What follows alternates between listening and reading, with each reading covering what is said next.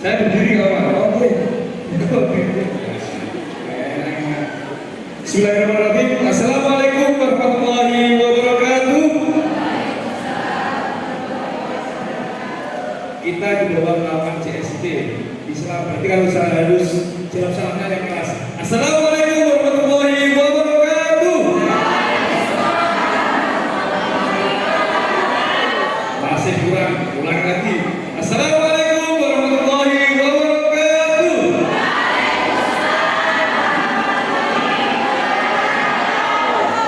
Bismillahirrahmanirrahim. Alhamdulillahirabbil alamin. Assalatu wassalamu ala asyrofil anbiya'i wal mursalin sayyidina Muhammadin wa ala alihi wa sahbihi ajmain.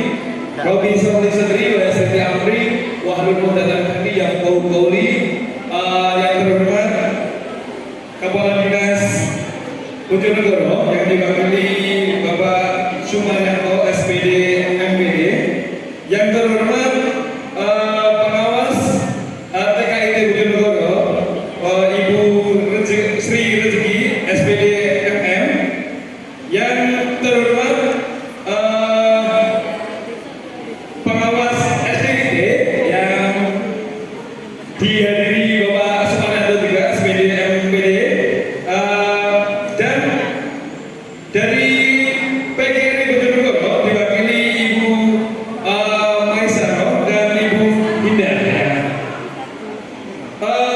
Selanjutnya yang terhormat pembina YBU, di sini ada Bapak Ustadz Terso sama Ibu Ani ya. Selanjutnya narasumber kita yang luar biasa yaitu Kakak Andri Suyanto. Yang terhormat Bapak Ustadz Lukman Robi selaku Ketua Yayasan. Yang terhormat seluruh kepala sekolah SIT di bawah naungan CSD Kabupaten Bojonegoro. Sekali lagi selanjutnya yang terhormat untuk seluruh guru yaitu Ustadz Ustadzah di bawah naungan CSD Kabupaten Bojonegoro. Langsung saja, Kakak Andri ini luar biasa sekali karena kemarin saya lihat medsosnya sibuk sekali ternyata. Kemarin dari Jogja, ya. Kalau salah dibenerin ya. Tadi malam dari Gresik, paginya sudah di Bojonegoro. Selanjutnya di mana? Selanjutnya di mana? Di Malang. Nah, semoga maksudnya juga ada Malang ya. Seperti itu ya.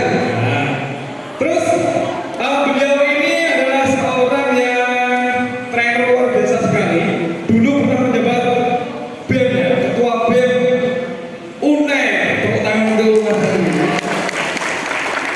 Dan beliau ini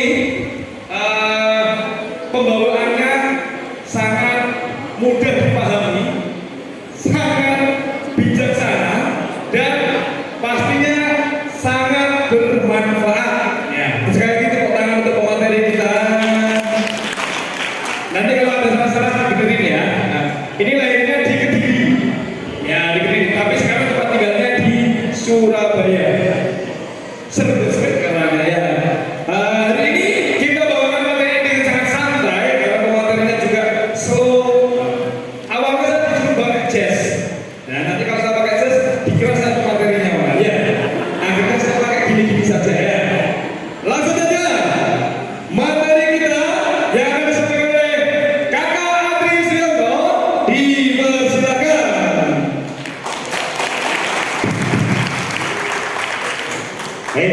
Assalamualaikum warahmatullahi wabarakatuh.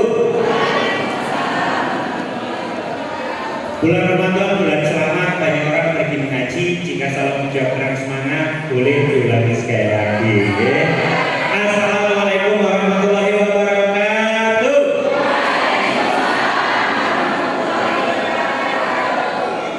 Selamat pagi dan salam sejahtera bagi yang berikan lain. Ada?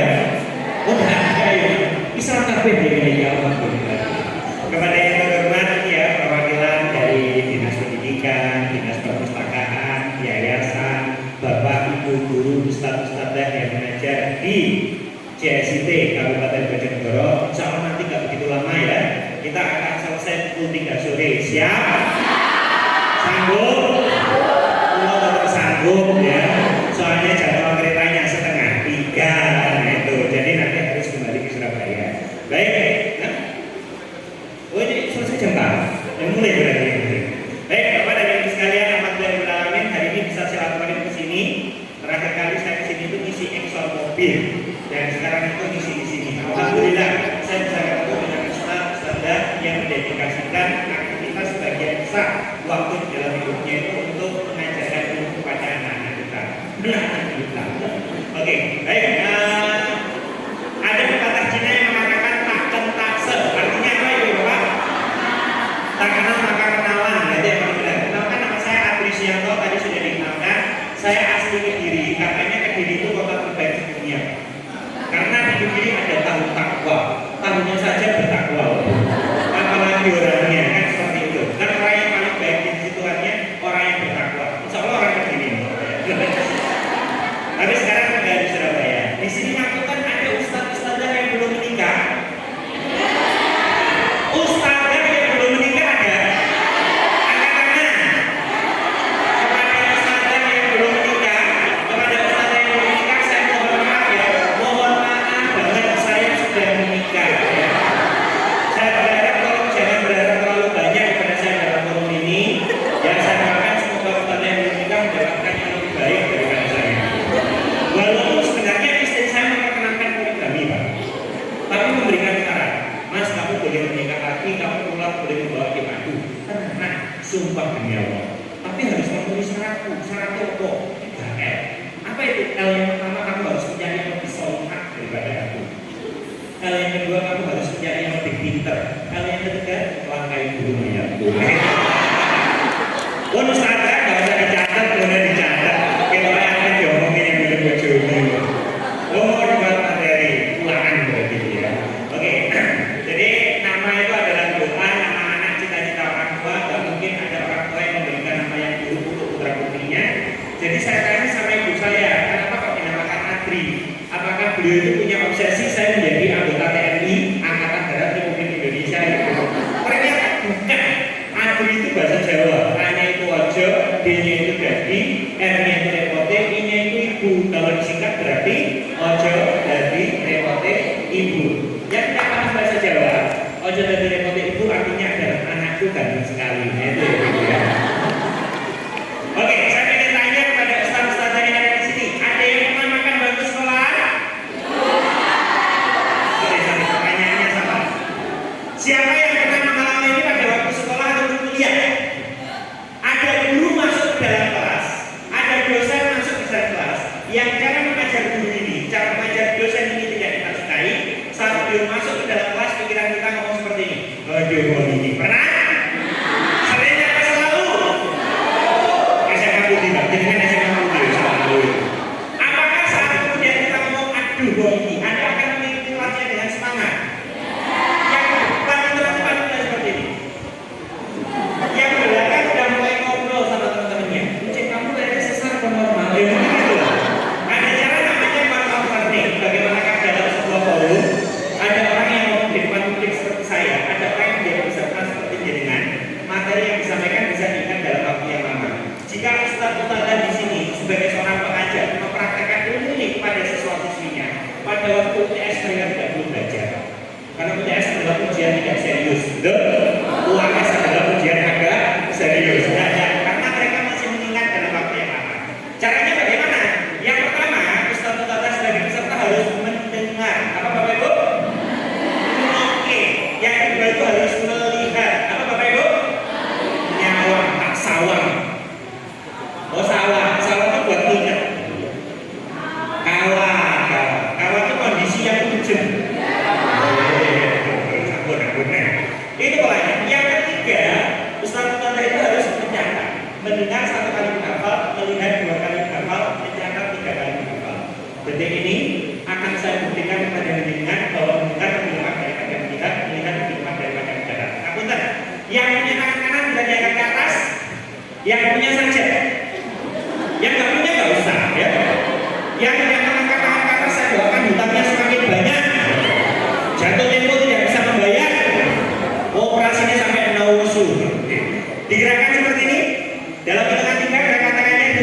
1, 2, 3 dikepalkan.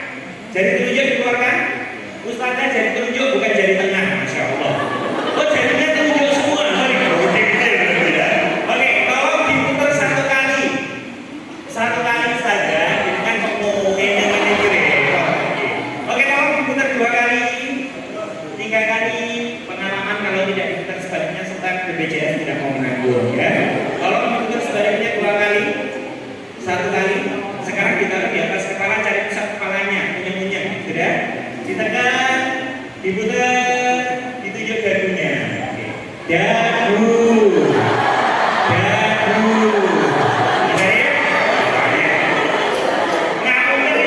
Ternyata di sini hampir sebagian besar ustadznya itu mengeyelah. Berapa yang dagu, dagu, ini belum seberapa juga dibandingkan dengan ustadznya. Karena ustadznya bukan ngeyelah tapi ngelesan. Lah yang perkara dagu, benarnya jilbab. Tapi mohon maaf, di sekitar kita itu ada orang yang sudah salah keras kepala mengingatkan temannya. Ada nggak orang yang seperti ini? Salah ngeyel dan mengingatkannya. Ada. Orangnya di sini. Wadah dari jawaban dan kan betul loh. Tangannya pegang dari salah, jantungnya pegang dari bener. JED. Waduh, tiga. Salah ngeyel dan mengingatkan. Mas, berarti kalau saya sudah mendengar, saya sudah melihat, saya sudah mencatat. Apakah materi yang disampaikan bisa diikat dalam waktu yang lama? Belum tentu. Ada orang yang sudah mendengar, melihat, mencatat, belum sudah melakukan semuanya. Tapi mohon maaf, fisiknya ada di sini, perasaannya di tempat yang lain. Aku ini baru penghargaan loh, oleh amplop aku udah pengen makan. Makanya mohon maaf, hadirkan fisik dan perasaan di tempat yang sama. Di mana? Di sini. Caranya bagaimana menghadirkan fisik dan perasaan di tempat yang sama? Cukup membuat mereka itu terlibat. Apa teman-teman? Kalau ada pertanyaan dijawab, ada simulasi dilakukan, ada permainan diikuti, sesimpel itu. Saya pengen ngecek kompakan ustaz-ustazah yang ada di sini. Kalau saya bilang merah, tolong temukan 1 kali. Siap? Nanti dulu ustazah. Siap. Biasa. Ya. Oke, baik. Merah. Kurang keras, kurang semangat. Sekali tepuk, begini bergetar. Merah. Oke, kalau saya bilang kuning, tolong tepuk tangan 2 kali. Kuning. Kalau saya bilang hijau, tolong tepuk tangan 3 kali. Ada yang dari Madura di sini? Oh, ibu dari Madura? Coba saya tanya, kamu tahu Ustaz? Oke, coba saya tanya. Ibu dari Madura mana? Dari Sampang. Yang kasus kemarin itu berarti? Oh, enggak. Sekarang ada pertanyaan, kenapa kok saya sebut dari Madura? Mohon maaf, saya isi KPP Pratama Pamekasan, kantor pelayanan pajak Pamekasan. Saya bilang seperti ini, Bapak Ibu, kalau saya bilang hijau, tolong tepuk tangan 3 kali. Ada ibu protes, wajah kayak jenengan. Dia protesnya seperti apa? Seperti ini, Mas Satri.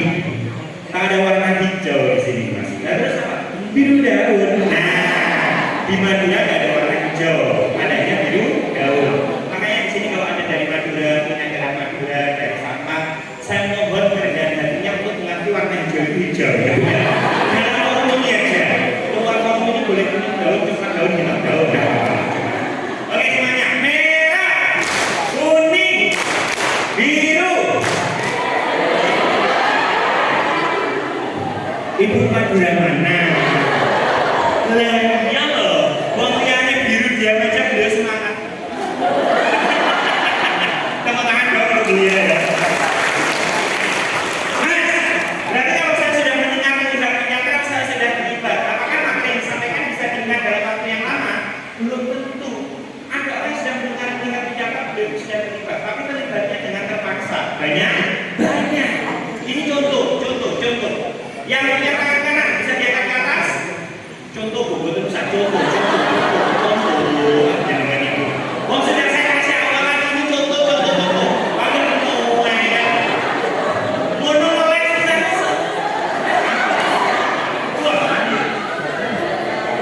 Maka poinnya adalah ibu, bapak, ustaz-ustazah ikutlah dengan semangat. Saat kita mengikuti dengan semangat, kita akan menikmati. Tatkala kita menikmati, kita akan bahagia. Dan biasanya momen yang kita ingat yang Bisa dipahami? Pertanyaannya kenapa kok saya harus mengajak bermain terlebih dahulu sebelum masuk pada materi? Jadi murah materi mas, murah gitu. Karena di dalam otak kita ada bagian namanya loop, namanya apa?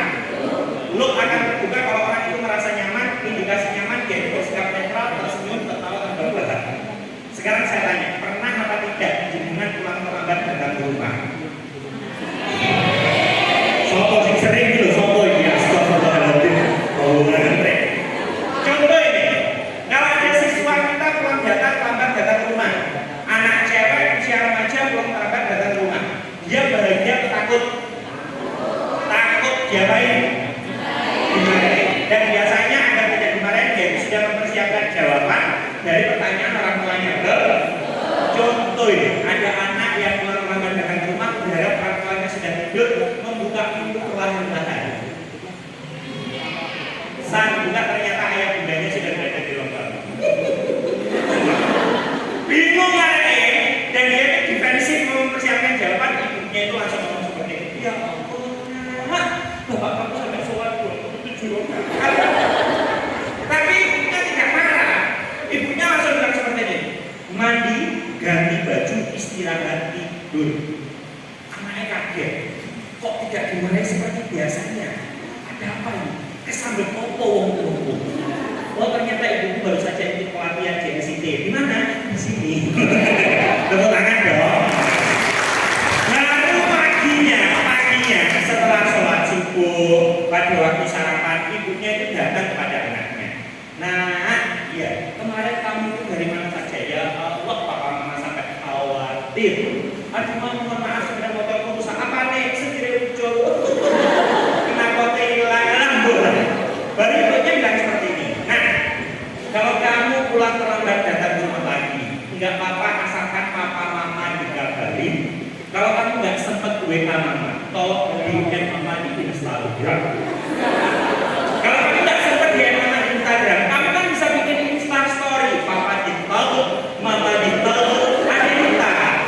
Kalau kamu malu, teman-teman kamu tahu, kamu tuh tag papa mama adik kamu, masukkan kami semuanya ke dalam close friendmu. Atau kamu bisa bikin tweet lah, kamu mention akunnya papa mama sama adik, ya. Yang dulu pakai Twitter, sekarang akunnya X. Sekarang pertanyaannya seperti ini. Seandainya dimarahi di malam hari, sama dinasihati di pagi hari, lebih mudah diterima yang mana? Kenapa? Karena kondisinya santai, tidak ada defensif, hukumnya terbuka. Tapi yang paling menarik, Anda sering memberikan arahan kepada putra-putri yang menjadi siswa-siswi anak didik Anda dalam kondisi mereka terbuka atau tertutup. Ngaku loh ya, ini ngaku loh. Sekarang Anda sebagai seorang pengajar tergabung dalam yayasan, sering dikasih arahan, instruksi, perintah dalam kondisi rumah dan terbuka atau tertutup. Ruangnya sing ngaku start kami nggak ada. Wah, bulan yang dari sini. Makanya mohon maaf, kenapa dulu kita akan mengingat pelajaran sama orang yang mengajarnya itu menyenangkan, bukan orang-orang yang killer. Karena apa? Rasa menyenangkan yang mereka dapatkan itu nanti akan membuat mereka itu memahami materinya itu dalam arti yang lebih optimal. Deal? Oke, terima kasih, materinya selesai. Mohon lagi. Semua orang kata dari mana mati gitu. Oke, lanjut Pak. Saya buka aja, nanti kita lebih banyak diskusi. Ada yang tahu ini gambar apa? Indomie. Ini makanan paling enak nomor berapa di dunia? 1. Gak usah literasi ilmiah ini.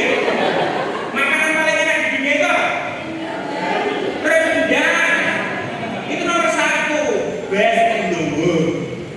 Sekarang jadi pertanyaan, rendang itu menurut firman ilmiah itu bukan berasal dari Indonesia, bukan berasal dari Padang.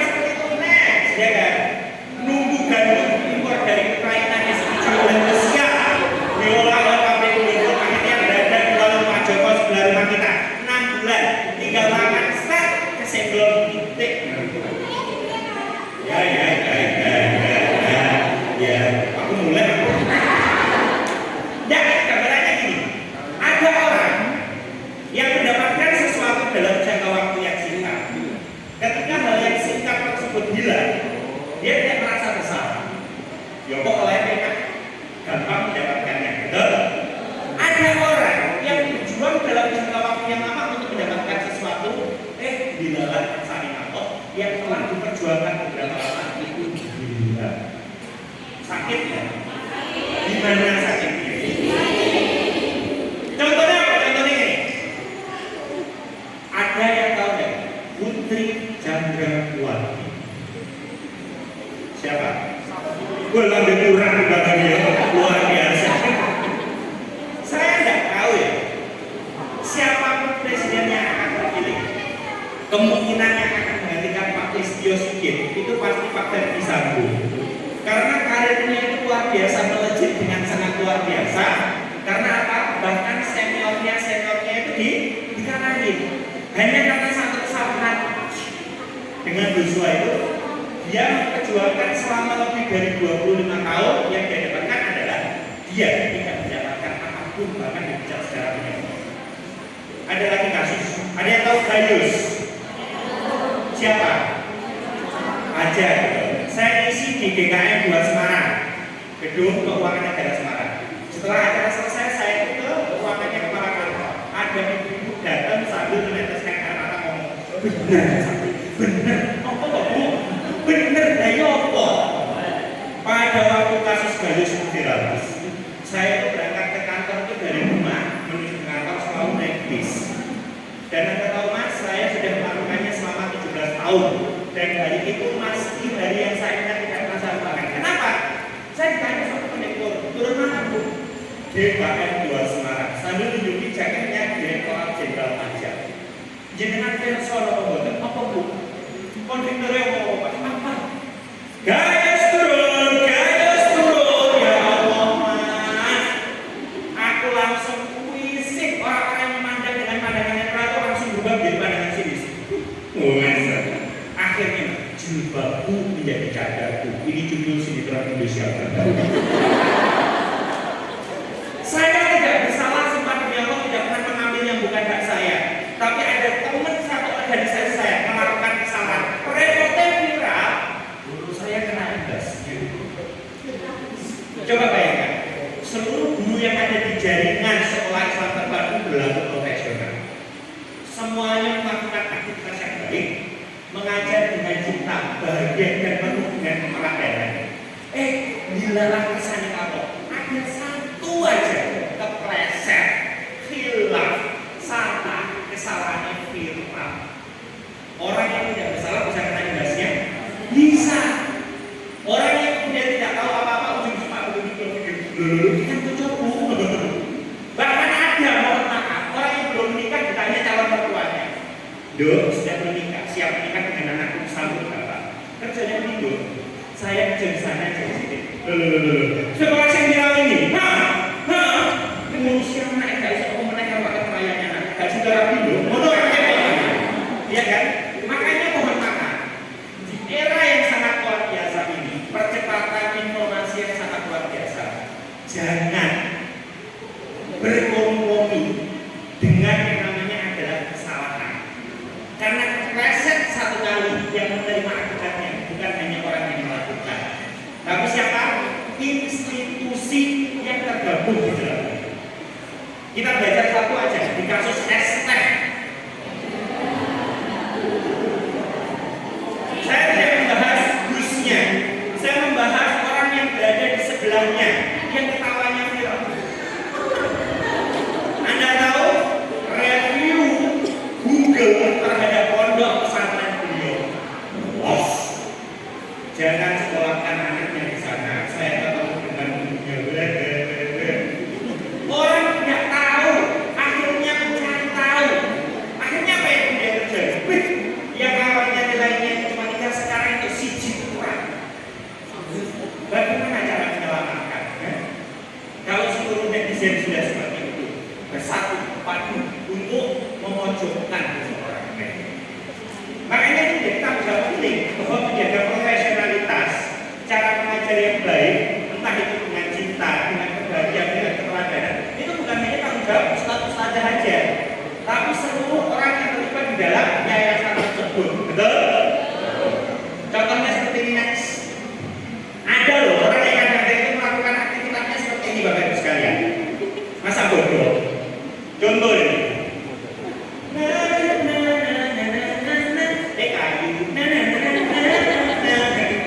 Ditengok, Mas, kamu itu 3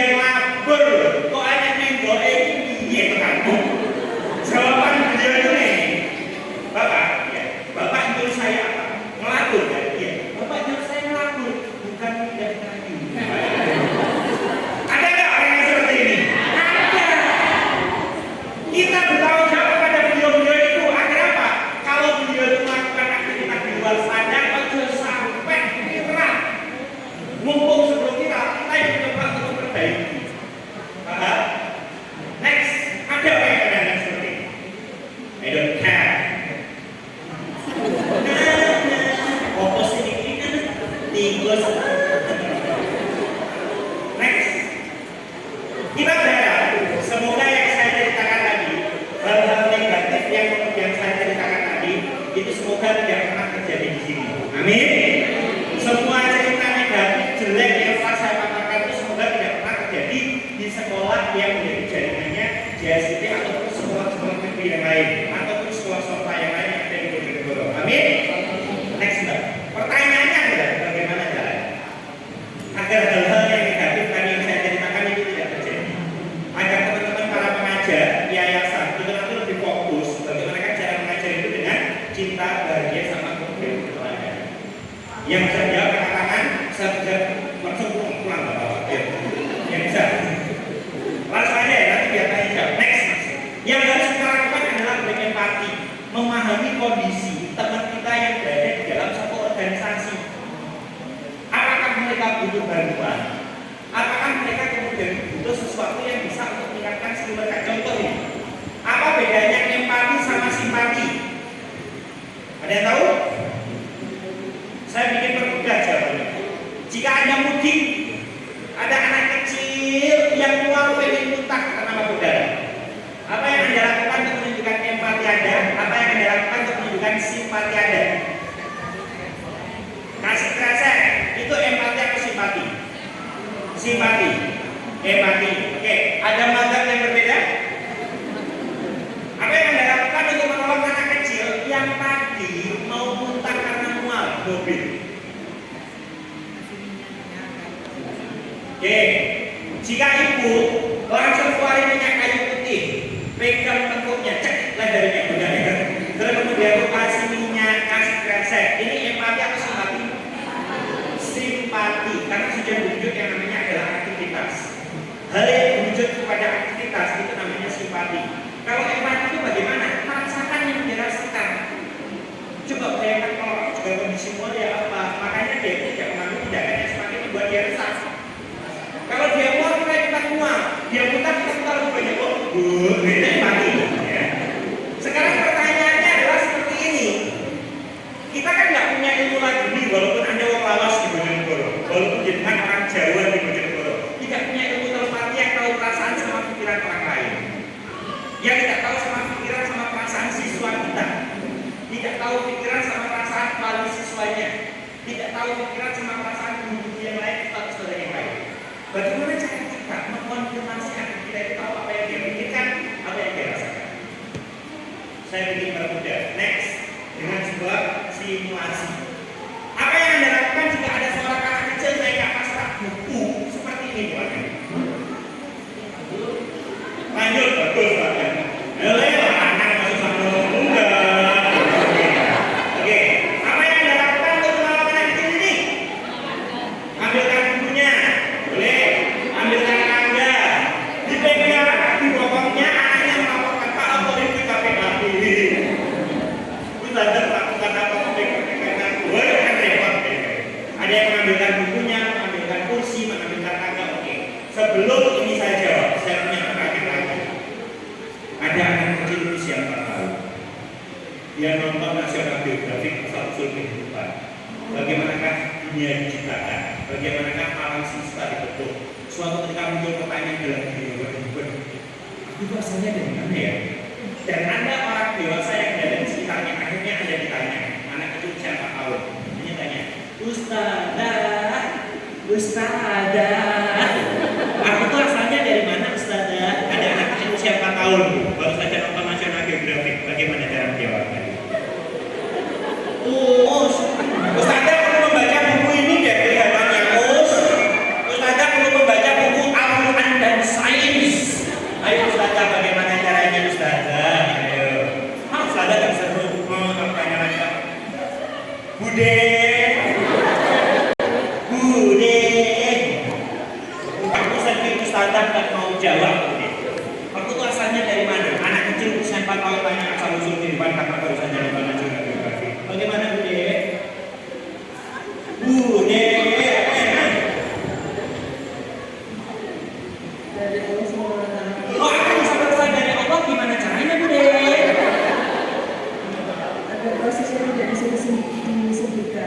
Ada proses yang nggak bisa disebutkan. Proses apa itu? Bude.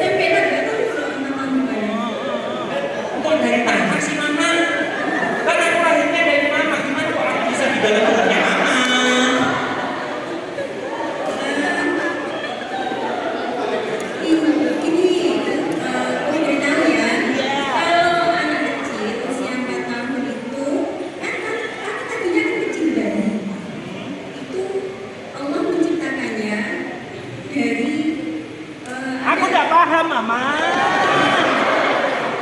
dari ini ada dua manusia mereka diciptakan oleh Allah, Adam dan Hawa. Terus ada lagi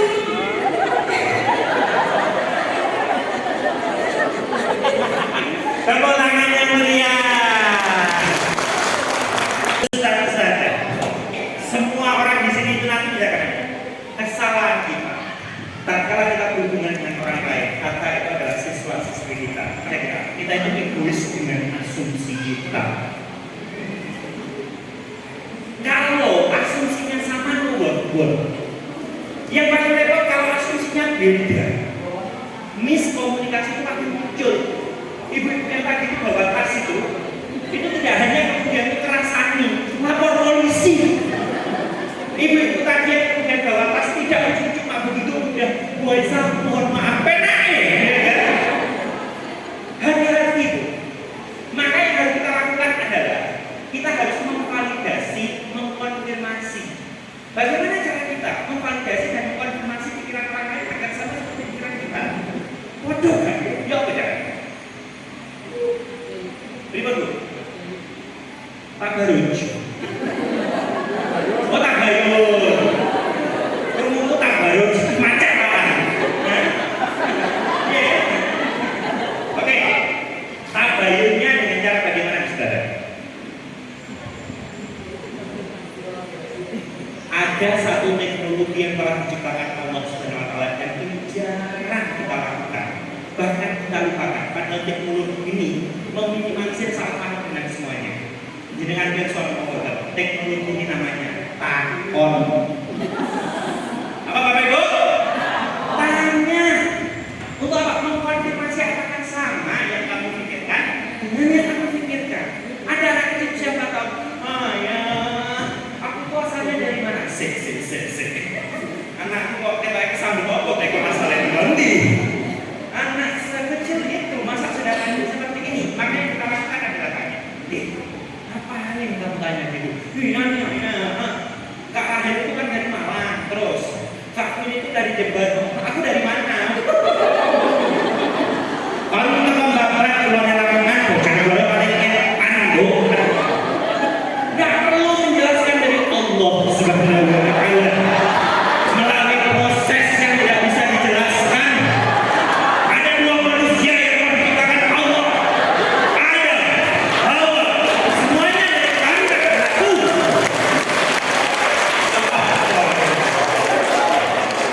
Ini ngomongnya terlalu jauh, ya.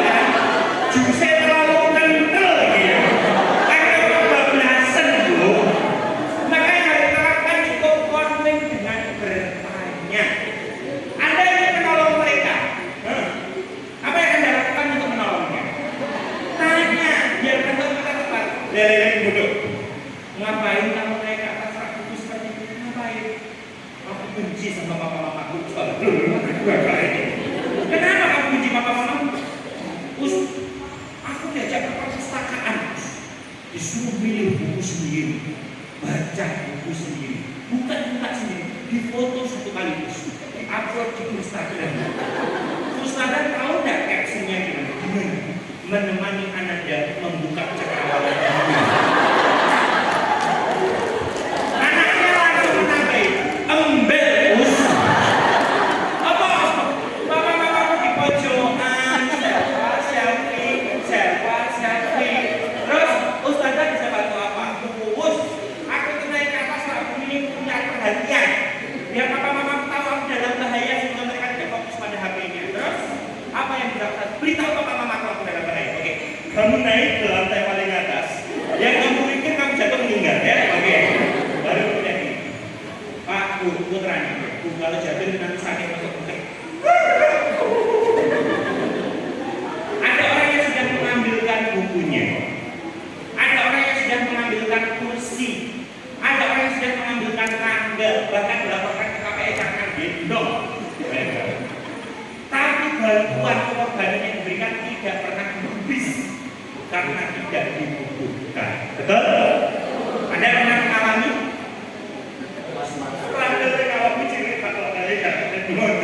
Karena bantuan yang diberikan itu tidak dibutuhkan. Kenapa?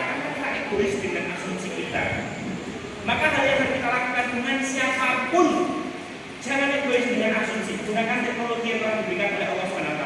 Namanya apa? Rakor. Bisa dipahami? Bisa.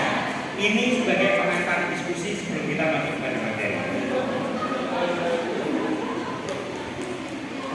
Monggo. Oh, Materi. ini kita jawab. Oh iya.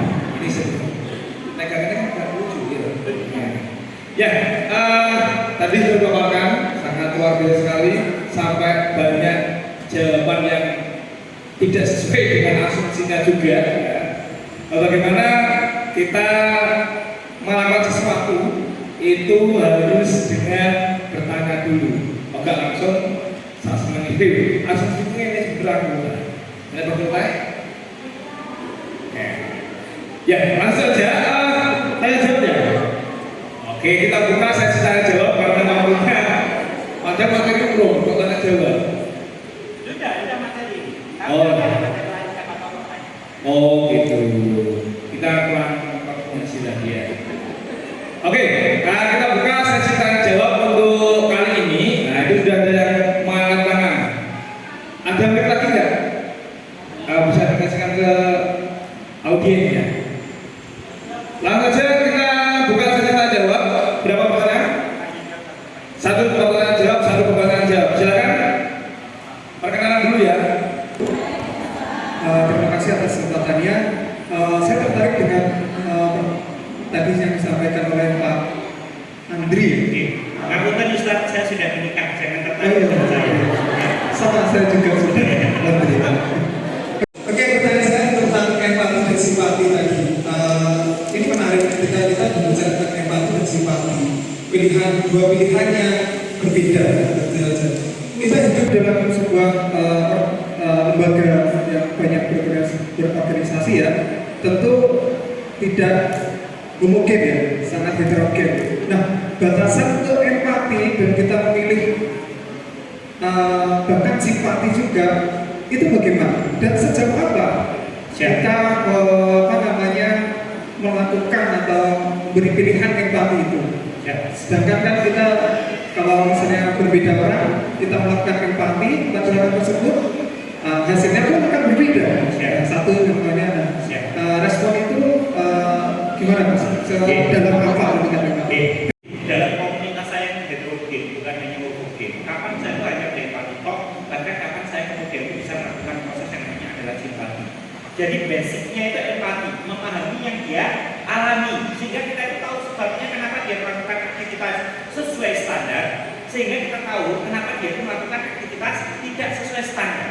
Simpati itu adalah respon kita dari empati. Kalau ternyata kita bisa membantu, baiklah tidak kita bantu.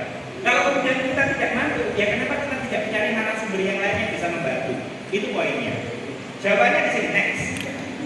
Henry Ford itu pernah bertanya kepada teman-teman pengusaha yang mereka itu berhasil dengan revolusi industri penemuan mesin uang. Dia tanya pada teman-temannya, bro, apa yang kamu butuhin? Dia mencoba berempati dengan satu kali, bos, gue butuh kuda yang lebih cepat. Kuda yang lebih cepat? Gue ini sudah mempersiapkan perusahaan transportasi distribusi dengan sangat luar biasa loh.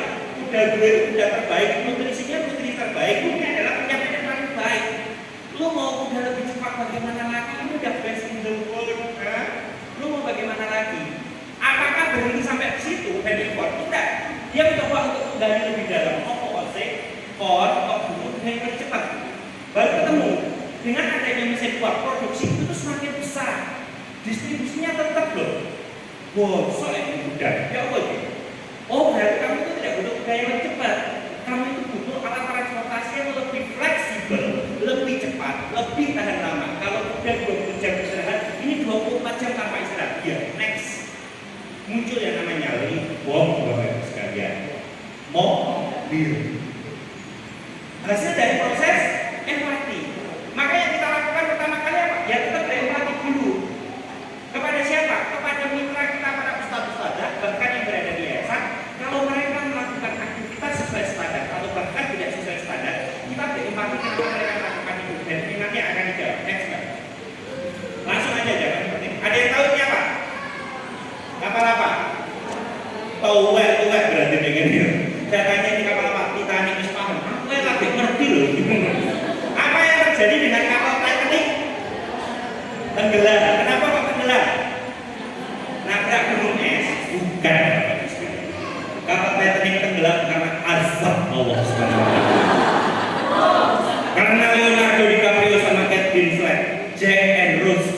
di dalam kapal itu tanpa ikatan pernikahan, Bapak-Ibu sekalian.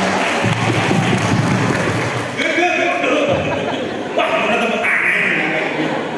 Kalau teknik itu karam dasar lautan karena apa? Nabrak gunung es. Betul. Next, ada teori yang menggunakan gunung es namanya adalah iceberg behavior. Kalau jenengan menemukan, saya tanya, ada nggak sih siswa kita yang menyenangkan hati kita? Diajari mudah paham, disuruh mengerjakan itu cepat, ya kan? Kalau kemudian dipatuh taat hormati pengaruh, ada? Ada nggak teman Anda sebagai pengajar juga yang seperti itu? Ada. Tapi ada nggak sih siswa kita, mitra kerja kita sebagai ustadz dan pengelola yayasan sing Bapak Ibu sekalian? Wes gak respek isine ngongkon, nek salah ngeyel, malah ngeleni ada. Sopo? Sinten Ustaz? Sinten? Saya semangat tepuk tangan. Ini mau wakil apa yang aku rasakan? Ustaz, orang yang melakukan aktivitas sesuai standar sehingga menyenangkan perasaan kita itu hanya yang muncul di pernikahan. Orang yang melakukan aktivitas di luar standar sehingga membuat kita itu rontok, sering menghela nafas, itu yang muncul di pernikahan. Yang mempengaruhinya adalah aktivitas yang di bawah permukaan. Maka kalau kita bisa berempati terhadap aktivitas di bawah permukaan ini, solusi sifat yang kita berikan bisa tepat. Next, contoh ini. Yang pertama adalah skill. Apa itu, Bu? Skills. Skills itu keahlian. Komponennya ada 3. Yang pertama knowledge. Knowledge itu apa? Yang kedua kompetensi. Kompetensi itu apa? Kemampuan. Yang ketiga capacity. Capacity itu apa? Kapasitas gitu. Knowledge itu tahu. Kompeten itu bisa. Capacity bisa dengan target tertentu. Koenen ustad-ustadzah. Kelas ini welek, prestasinya rendah. Bocah uangnya diatur ya. Kemungkinan yang bermasalah. Ini ustaz-ustaz tadi paham caranya ngajar kan sih? Paham kok. Kalau belum paham ya dikasih paham. Caranya bagaimana? Kalau cuma 1 orang 2 orang disuruh membaca buku, diskusi dengan orang yang lebih ahli, selesai. Dari tidak tahu jadi tahu. Nah kalau banyak orang, ternyata bukan hanya 1 kelas, ternyata bukan hanya 1 mata pelajaran, dikumpulin, dikasih workshop atau training. Apa bedanya workshop sama training? Workshop itu tangible, training itu intangible. Leadership di dalam kelas intangible karena tidak bisa diukur leadershipnya itu gimana. Tapi kalau kemudian cara bikin slide yang atraktif sehingga anak-anak tertarik, itu workshop. Bisa dipahami? Bisa. Ada orang yang sudah tahu, ada orang yang sudah bisa, tapi mohon maaf kalau diberikan target mungkin blesek.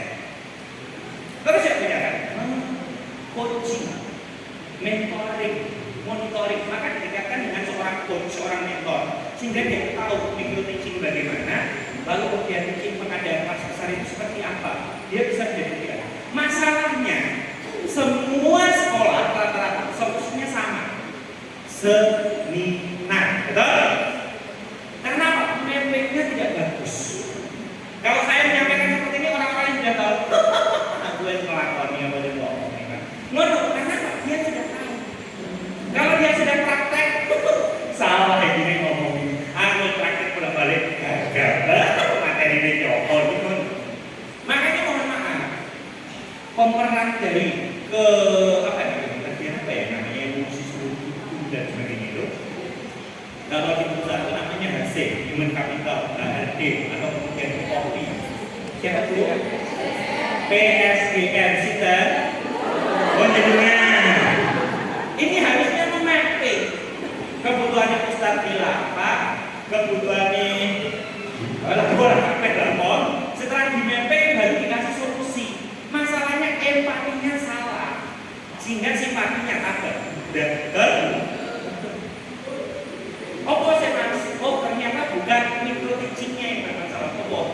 Dengan metodologi baru kurikulum merdeka kultur ini. Aku wes tua loh Mas, ngajari itu 15 tahun, wes ahli pemurakaryan di sini.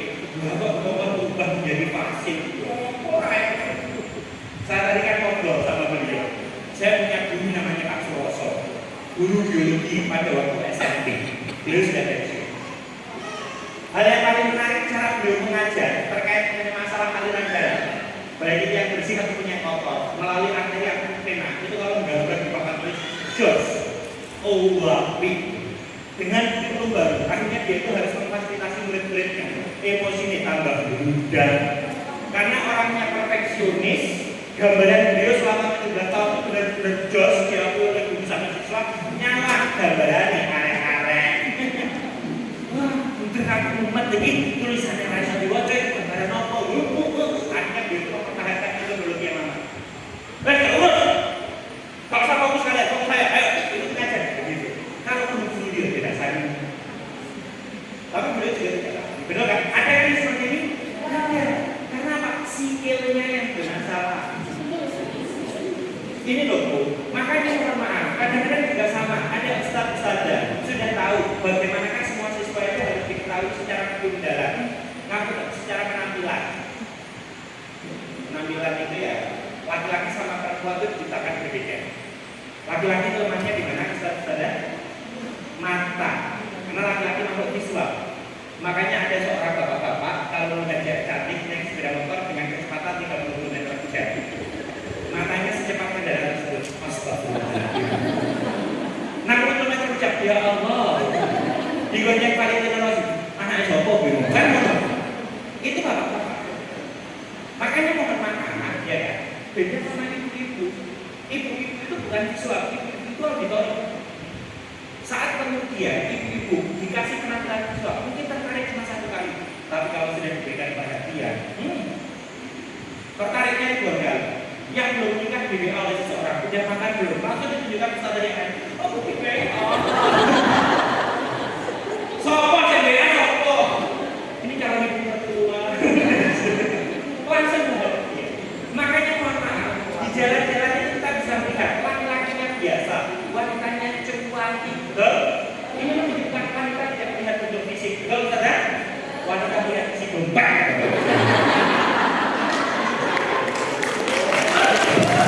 Jika penampilan berpengaruh, lihat wali siswa datang angkat status badannya kita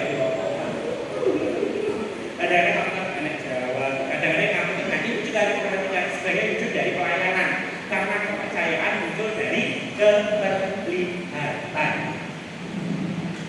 Cara mengajar juga sama. Poinnya pokoknya di sini. Kalau kita sudah berlipat yang bermasalah sikilnya di mana? Knowledge enggak? Oke, dia tak kasih tahu. Oh, dia sudah tahu kok. Kalau itu dia harus bisa. Oh, masalahnya selama ini dia jarang dikasih jam praktek atau jam terbang. Oke lah, kita kasih yang namanya adalah kompetensi untuk praktek. Oh, apa sih dia praktekkan dan praktek? Itu poin. Next, dia tadi oh kalau sama. Yang kedua value. Value itu seperti apa? Contoh, ada siswa kita yang pintar karena kebidaan. Kok les di mana-mana. Belajarnya sampai jam 3 pagi. Dimulai dari jam 3 kurang seperempat, ya. Tapi mohon maaf, kadang-kadang itu tidak membuat kita itu semakin nyaman. Beberapa tingkah lakunya tidak menyenangkan. Ada ustaz-ustazah yang berada di sekitar kita. Pintar skillnya luar biasa. Tapi yang kecil tetap mungkin yang bermasalah apa? Value. Saya isi di salah satu kota nggak usah disebut, Tanjung Pinang aja ya. Ketemu sama ketua DPRD TSP-nya, Mas Andri. Di sini kan start dari dia. Saya mengadakan survei pada 30 orang yang melakukan pelayanan di kota ini. Terus ada 3 nilainya itu paling rendah paling bawah. Hasil survei dari masyarakat. Mas bisa bantu apa yang bisa saya bantu? Mbok Mas pilihan salah satu yang penting nanti ada yang dibuat buat saya bisa Allah yang menentukan. Tapi udah saya bukan. Oke, ketemu orang yang nomor 2 datang. Ketemunya di masjid, dia sama seperti ini. Assalamualaikum. Wah ini kita wali, baru ingat. Kena gemuk. Celananya di atas mata kaki, wah kadang-kadang di atas kepala juga. Saya tanya, Pak, ya bagaimana kabarnya? Alhamdulillah baik Pak Andri. Dari ngobrol lama saya kemudian lagi, Pak, boleh saya tanya?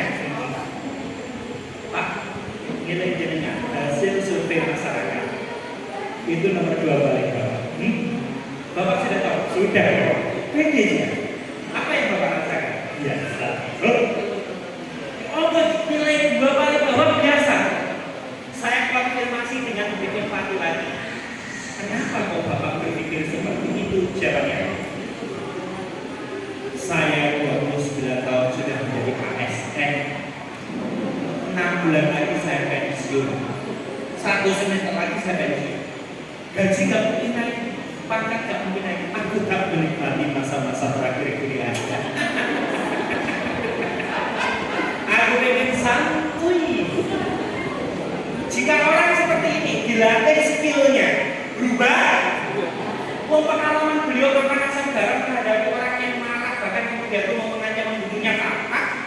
Masalahnya dari bukan di skill, masalahnya di value. Karena saya melihat value-nya hitam, orangnya kedatangannya alim, value pendekatannya juga agama. Saya tanya, Pak, Bapak tahu nggak pesannya Nabi Muhammad? Lah, keren nih. Saya itu sekretaris takmir di DPR PTSP sini. Setiap urutan aku sambutan. Pak, Nabi Muhammad akan menjadi Rasul siapa? 44. Hijrah 53, meninggal 63. Aktivitas fisik Nabi antara di Mekah Madinah lebih banyak mana? Madinah kita. Kenapa? Perangnya lebih banyak, ekspansinya lebih banyak. Iya. Ternyata mendekati usia fisik Nabi mau meninggal, aktivitas fisiknya tidak semakin menurun, Pak, tapi semakin naik. Agar seharusnya Nabi tidak dibunuh sama Gusti Allah, beliau berada dalam kondisi amat baik asal mengalah. Karena dia di agama kita itu akhir, bukan awal. Iya betul. Bapak 29 tahun, prestasinya luar biasa. Luar biasa. Tek. Ini 29 tahun, kurang 6 bulan, prestasinya Bapak dulu. Subul atau kusnul Pak sebagai ASN. Astagfirullah, pingsan meninggal. Ya, 2 minggu itu saya ditelepon sama ketua DPR. Mas, kok orangnya berubah menjadi lebih baik, kenapa? Ada apa Bu? Sekarang datang lebih pagi, pulang lebih malam, mandiri anak-anak muda untuk diajari. Buka laptopmu, buka laptopmu, buka laptopmu, buka laptopmu. Apa ya Pak? Ajaran Mobile Legends. Enggak. Dia memberitahu semua pengalamannya selama 29 tahun. Kalau ketemu pemohon seperti ini, caranya seperti ini. Kalau nanti isunya seperti ini, pokoknya seperti ini. Apa yang kemudian terjadi? Yang kemudian saya ungkapkan, tidak semua orang kalau berbuat salah selesai dengan training skill. Kadang-kadang pendekatannya itu juga value. Kalau seandainya di organisasi kita ada orang Nasrani, ya pendekatannya Nasrani. Lo naik ke Jawa Mas, sama mencoba mau gandul. Jadi mencoba untuk mencoba. Nah, artinya value banyak, value, mindset dan sebagainya itu berasal dari sini. Bisa dipahami ya Bu?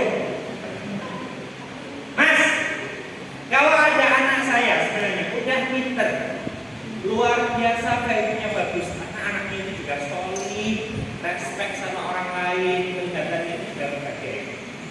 Tapi kadang-kadang itu mulutnya kadang-kadang bernaik. Beberapa kali sikapnya itu tidak asik. Apa yang kita dari kita lakukan? Ini yang ketiga, self image.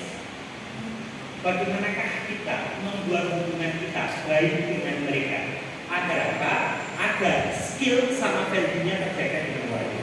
Ini contoh aja. Ustazah namanya siapa? Ya dari Sampang. Ya. Ini contoh Mbak Gims. Bangun tidur mau sholat. Aku semangat, aku bahagia, aku akan memberikan pelayanan terbaik. Wudhu, airnya nggak keluar. Lupa. Moodnya turun atau tidak? Lapar pengen masak nih. Sudah digunting, sudah siap air, tak mau dinyalakan tek. Tek. Moodnya turun. Mau berangkat sudah digas lu, baru jalan. Moodnya turun. Pesan Gojek 17 kali dibatalkan. Kata Gojek 18, Pak, kalau menurut saya mohon maaf, aplikasinya belum sama dengan Bapak gimana? Akhiran. Jarang telat ke sekolah, disuruh berbaris sama anak-anak yang telat.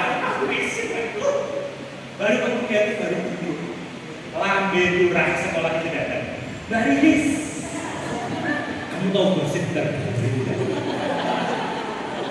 Dan gosipnya tidak menyenangkan hatinya. Moodnya dalam kondisi titik nadir. walaupun punya skill bagus, value bagus, kalau moodnya tidak bagus, bisa memberikan pelayanan terbaik. Ada anak rame tadi, bisa diam nggak sih? Tahu ustazah lagi nggak enak kayak gini kok, kerjakan, gitu loh. Betul deh. Anak saya bilang, kamu boleh nakal, pokoknya bukan pada waktu ayah capek. Kalau ayah capek, emosi ya. Oh ya, jadi dia ayah capek dah. Kenapa? Mau loncat-loncat di kasur, mau repot. Jadi itu poinnya. Ini prinsip ya, Bro. Secara cara nanti bisa Anda kembangkan sendiri. Jadi, kalau di antara organisasi kita ada orang yang kemungkinan berbuat salah, membuat kita tidak nyaman karena mereka melakukan aktivitas di luar standar. Kalau memang itu diri kita, maka kita checklist diri kita. Yang harus dirubah mana? Skillnya kah?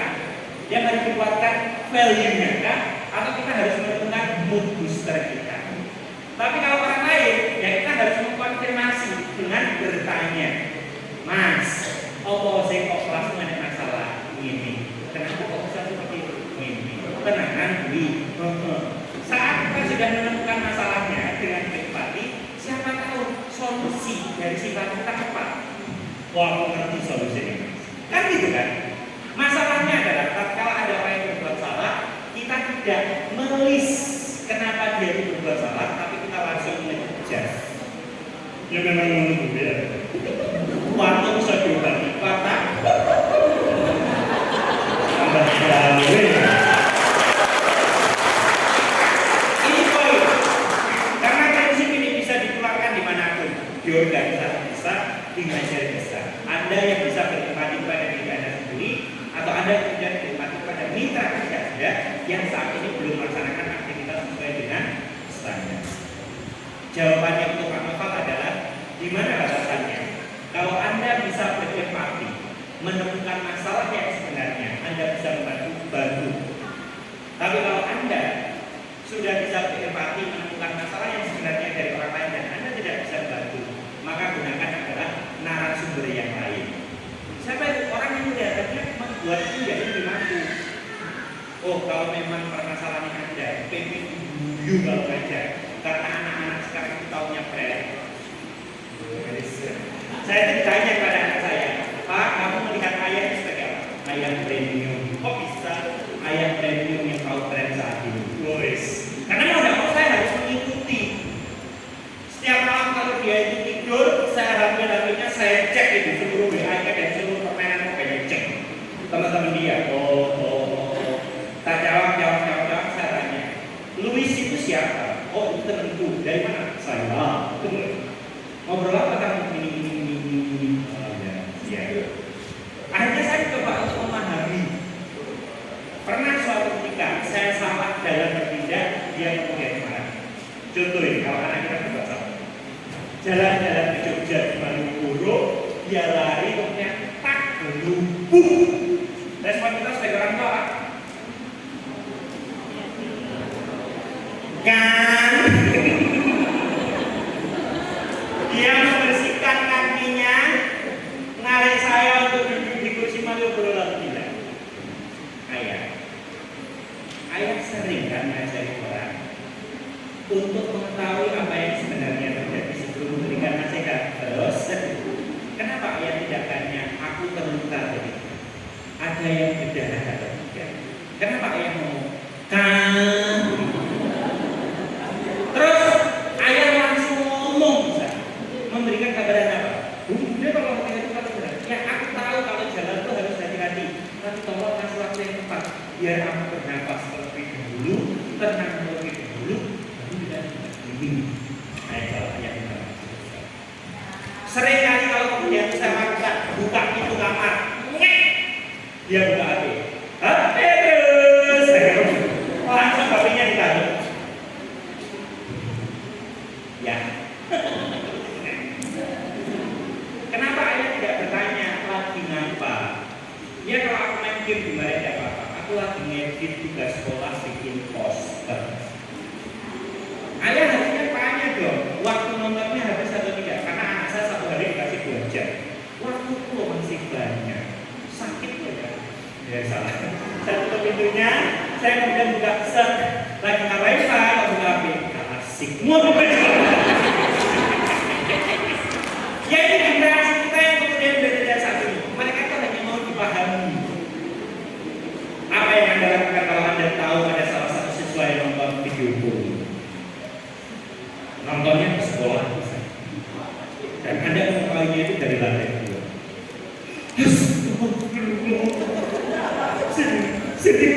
Sini, apa ini? Kamu yang nanya Ustaz, bapak kamu harusnya 30 juz dijamin masuk surga. Betul ya? Padahal yang mereka butuhkan, kalau mereka itu berbuat salah cukup seperti ini. Apa bingung mana? Apa? Nggak us, apa itu ayo? Nggak us, ayo Pak Ustaz kata dia, yo, aku pengen tahu dari kamu tadi apa? Video porno Ustaz. Astagfirullah. Kok bisa nonton itu gimana? Aku lulus lagi nonton Venom The Last Dance di LK21. Oh, misalnya kan tadi website penyedia film-film ilegal itu, Bos. Ini kan daripada di sini jauh nontonnya mahal, aku nonton di situ terus ada pop-up, Bos. Pop-up itu apa? Iklan itu ada gambarnya menarik, Bos. Kita klik lah. Loh, kalau kamu muncul gambar itu, jauh lagi. Oh, berarti kamu nggak sengaja. Itu tadi kan ada iklan. Sumpah, Bos. Demi Allah. Kira-kira nonton kayak gitu boleh nggak sih? Ya nggak boleh dia, nggak kita nggak bisa. Kira-kira efeknya kalau kita nonton seperti itu apa? Nggak tahu. Coba kamu cari di YouTube video pendek aja. Efek negatif ketika nonton video. Oke, Bos. Ini aku 1 menit ini lihat. Saat dia melihat video porno, konten saat dia melihat video porno, saat dia melihat konten YouTube tadi, apa yang disampaikan oleh konten YouTube itu, Anda itu merasa benar sama. Oh jangan namanya lu, dia kan ini, dan dari ojo tuh, jangan noy. Dia menonton sampai selesai. Kalau Anda pengen ngomong tahan. Jangan. Kalau dia sudah selesai ngomong, berbicara. Menurut yo, apa itu PVC? Bukan PVC, PFC, prefrontal cortex, otak manusia yang berada di bagian depan. Ini fungsinya logika. Kalau di dirijen, dia itu sebagai dirijen itu orkestra. Kalau di pusat, dia itu seluruh. Ini yang bisa membedakan mana yang baik, mana yang buruk, membedakan kamu sama manusia sama makhluk yang lain. Terus, kalau nonton video porno, lama-lamaan, PFC-nya itu semakin lama semakin mengecil. Mulai akhirnya jadi agak bodoh menerima pelajaran. Tahu itu salah tetap dilakukan. Dia bekerja di kementerian yang berhubungan dengan agama. Malah tetap korupsi. Karena apa? PFC-nya semakin mengecil. Kamu mau dengan seperti itu? Tidak, kamu saja.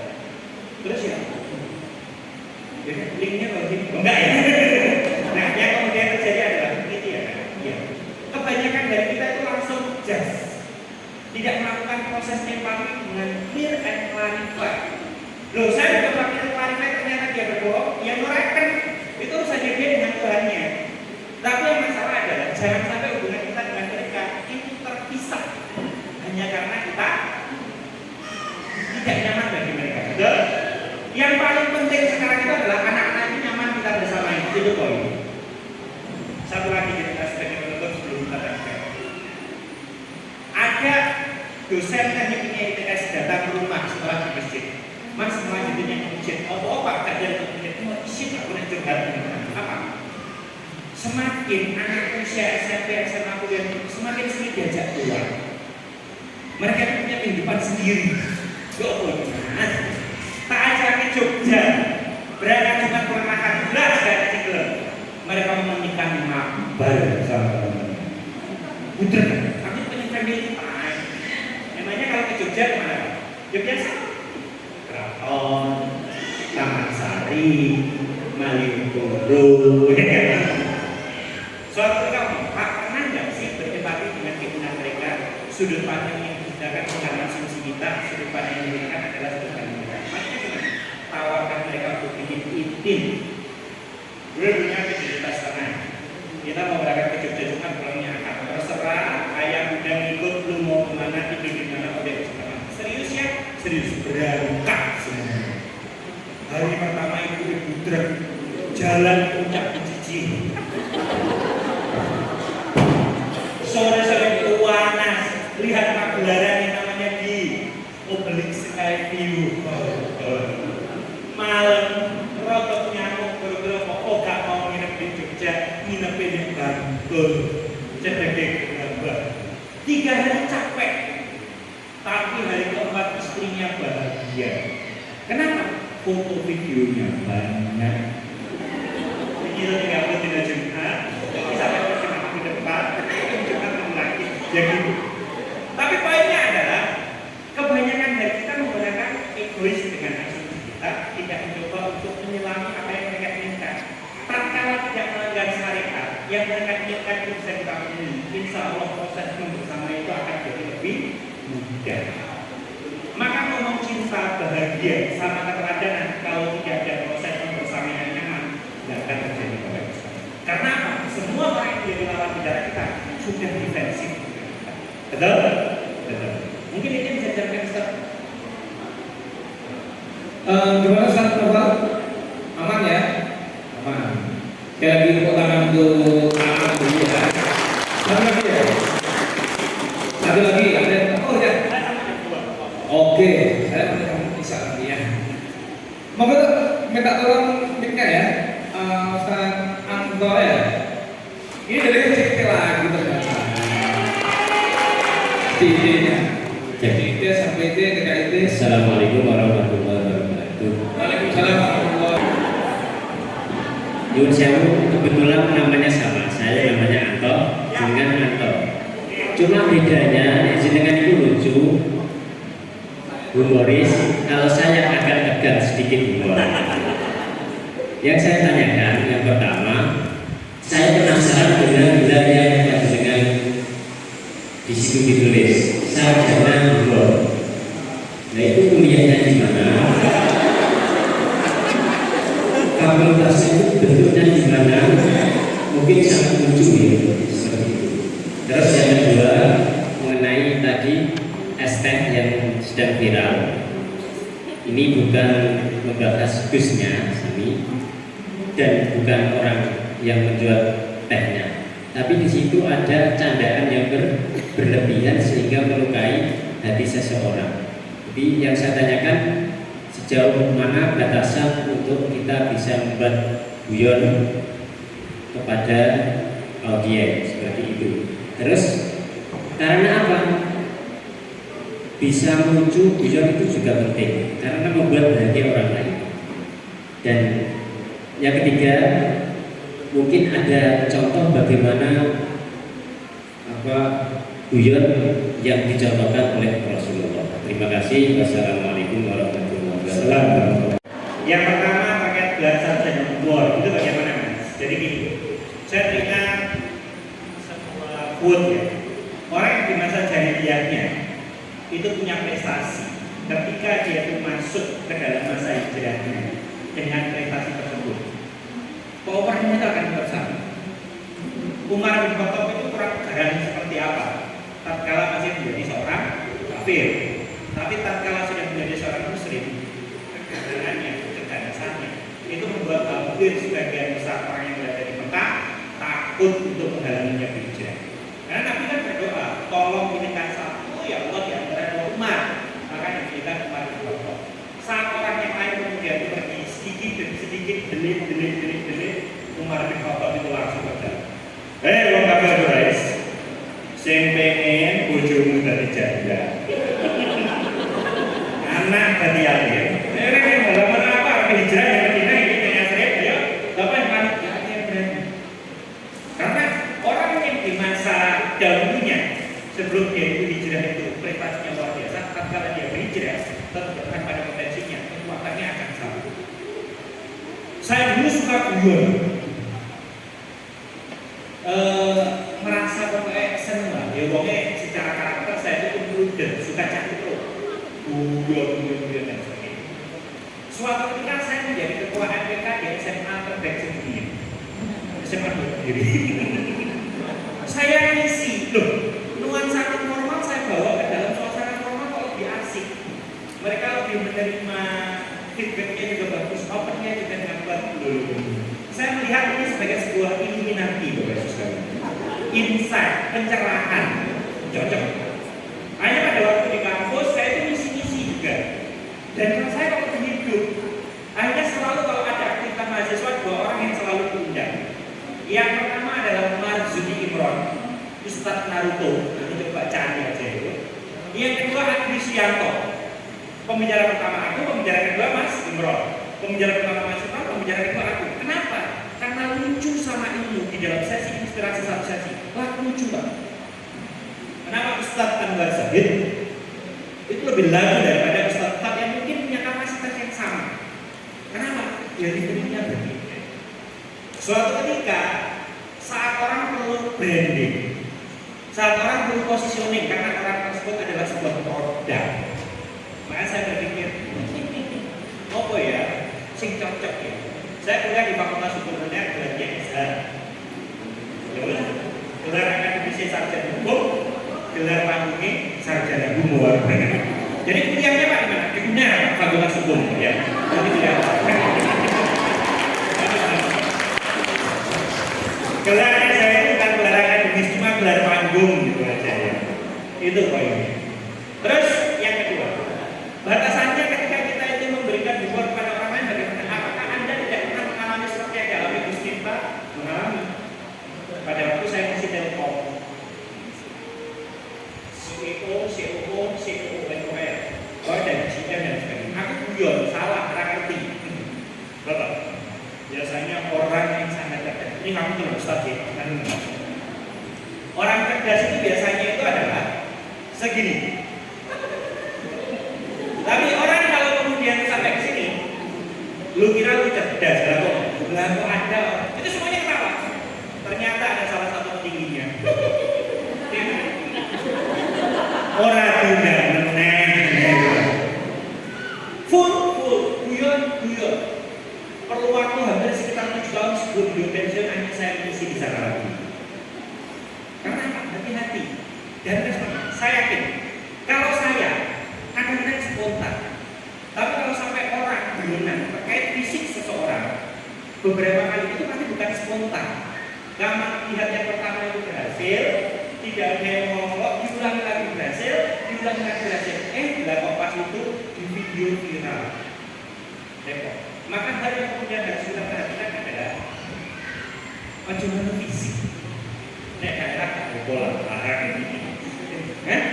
Iya. Karena tidak semua orang itu nyaman. Maka hal yang kemudian saya lakukan adalah setelah misi, orang yang tadi itu selalu menjadi serangan terus-menerus, ya kan? Itu nanti saya akan datang kepada Mbak. Oh coba menganggap bercanda, tapi serius saya Pak. Oh gini, rawatnya. Oh sama ini.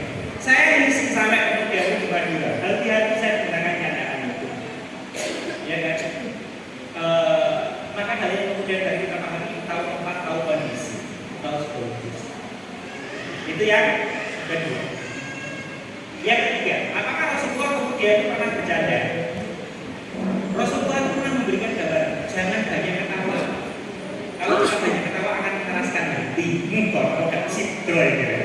Tapi apakah kemudian Rasulullah itu pernah bercanda? Sering. Pada waktu makan kurma contohnya. Makan kurma Rasulullah ya kan? Terus ini ditaruh di depannya bijinya. Suatu ketika ada para sahabat yang kemudian merasa seperti ini. Isinya sahabat itu dipindah kepada tempatnya Rasulullah. Terus kemudian diguyon, ya Allah, Rasulullah kelihatannya lapar. Lihat itu, makan kurmanya banyak banget. Semua kepada sahabat ketawa. Rasulullah tidak kalah pinter balas. Alhamdulillah saya makannya banyak. Yang luar biasa itu jenengan. Apa? Lagi biji-bijinya pakai jenengan apa ya? Itu baik.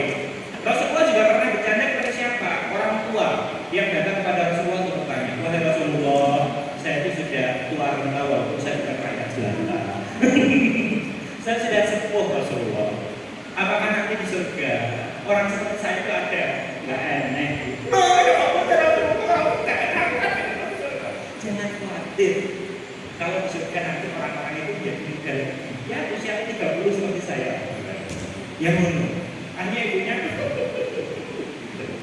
Apakah Rasulullah tidak pernah bercanda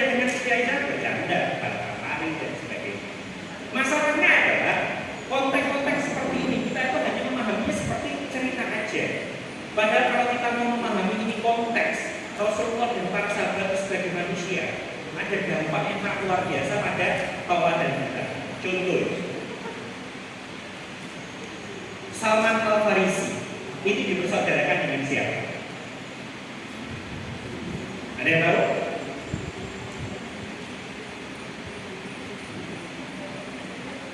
Di googling, Bapak Ibu sekalian, di googling. Kalau kita tahu di googling, Salman itu mau melamar seseorang. Wong wedok sing arep dilamar dikandani kancane. Ujug-ujug mabet dulu.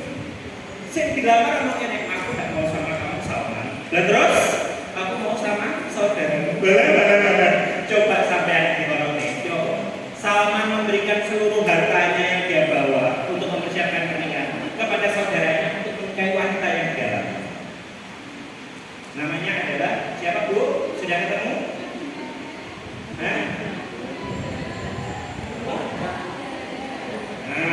Abu Darda. Setelah menikah apa yang kemudian terjadi? Kamu tadi tahu. Istrinya Abu Darda bilang kepada Salman, tulung kok dikandani masmu yo. Apa kok? Masmu yo ibadah hendino, poso hendino. Sarana kami gak butuh karo aku ya apa? Apakah kekurangan uang? Tidak. Akhirnya Salman ini mendatangi saudaranya Abu Darda beritahu. Dan pada waktu saya membaca sirah ini saya bingung luar biasa. Abu Darda ini lagi ngomongin Salman seluruh kehidupan ini sudah diberi oleh Allah Subhanahu Wa Taala. Apakah aku juga tidak boleh menjadi hamba yang bersyukur? Dipenuhi bagaimana? Saya kira itu istrinya Abu Darda tapi tidak dipenuhi kebutuhannya. Saat saya baca sirahnya, penghasilan Abu Darda per hari itu adalah 300 dinar. Peno biro. 1 bulan berapa? 1 tahun berapa? Mulai ke poso yo gampang, sholat yo gampang. Seakan-akan kok gak nyambut gawe. Saya pikir, terus usahanya Abu Darda itu apa? Kalau Abu Darda tidak punya usaha yang bernama konglomerasi, gabungan perusahaan-perusahaan holding seperti Sandiaga Uno, gabungan perusahaan besar, nggak mungkin bisa uang sebanyak itu dihasilkan dalam jangka waktu 1 hari. Kalau dia punya ayam geprek, kurma geprek, cabangnya pasti banyak. Berarti sahabat Nabi itu gak main-main di aktivitas dan usahanya. Jadi kan Rasulullah membuat Abdurrahman bin Auf itu pada waktu meninggal, harta warisannya berapa T? 8 triliun. 80 triliun dibagi 400 triliun. Sama dibagi berapa? 1 ya. Saya bingung, makanya mohon maaf, ketika kita mencoba untuk membaca sirah, bahkan meneliti secara lebih dalam, kita melihatnya bukan sebagai seorang sahabat Nabi atau kemudian sebagai orang pilihannya, tapi melihatnya sebagai seorang manusia. Kita akan merasa, masalahnya kadang-kadang kalau kita melihat sebagai sahabat Nabi, kita akan berhenti dengan sahabat Nabi, kan gitu kan? Tapi kalau kita melihat beliau sebagai manusia, kok iya ya luar biasa. Jadi Rasulullah pernah bercanda kepada para sahabat, karena nggak mungkin Rasulullah itu tidak bercanda karena interaksinya menjadi sangat luar biasa. Hal yang bisa kita pelajari dari Rasulullah adalah ketika dia bersama para sahabatnya itu merasa sebagai orang yang paling dicintai Rasulullah. Kayak aku sih paling percaya Rasulullah. Ngerti ya saudara itu. Aku sekarang menurut dia kayak aku. Mungkin Utsman juga sama. Utsman radhiyallahu anhu juga percaya aku. Duduk aku bakar duduk Umar. Ya Allah, pemerintah kemarin itu memberikan uang untuk perang. Mungkin Rasulullah itu kita yang paling penting. Sampai seperti itu. Berarti apa? Perlakuan Rasulullah kepada para sahabat berbeda sesuai dengan keunikannya, sehingga mereka itu merasa spesial. Nah ini yang mungkin perlu kita contoh. Dia bicara global soal, makanya kemudian Bapak Ibu gunakan bisa mengecek yang namanya adalah akun media sosial. Karena saat ketika Anda mengelola 30 siswa, 28 siswa, gak mungkin dengan setiap hari itu membersamai mereka, betul? Pada waktu kita sedang buka, kita ngecek media sosialnya. Ada anak yang kemudian itu lagi liburan sama orang tuanya. Ya kita PA aja. Fi amanillah gana, semoga lancar perjalanan. Di WA, Ustazah kok tahu kalau aku lagi pergi? Ustazah punya indera keenam. Gak usah jelek, gak usah di komen. Nanti mereka tahu IG-nya, dari TikTok-nya, kita tahu dari mana. Itu cara-cara yang menurut saya itu akan sangat luar biasa. Maksud ya, Pak Anto, benar. Terima kasih Pak Andri. Ustaz Anto gimana? Ya, sudah terjawab semua ya. Satu lagi, katakan. Oh ya, ya Ustaz Eko ini. Oh, gantikan dua langsung aja dari Ustaz Hani gitu ya. Kepala sekolah CIT sama teman-teman. Dan satu utama untuk Kak Andri. Terima kasih Kak, sedikit yang mau saya tanyakan terkait kita mendidikan hadiah cinta, bahagia dan teladan. Betul tadi kata Kakak, ketika kita memberikan pelajaran ke siswa itu kan harus dalam keadaan senang dan bahagia pasti gurunya. Bagaimana jika guru itu seperti kita berangkat dari rumah itu sudah tidak bahagia, Kak? Bagaimana cara meningkatkan mood booster? Ya ketika langsung di hadapan teman anak-anak itu bahagia, tersenyum. Itu bagaimana? Kadang kita masih terbawa emosi ya, apa namanya kalau cewek ya, kalau dia muslimah itu masih baper, masih padahal masih terbawa sampai di kelas ya. Bagaimana cara meningkatkan mood booster yang baik untuk mengajar di kelas? Terima kasih. Assalamualaikum warahmatullahi wabarakatuh.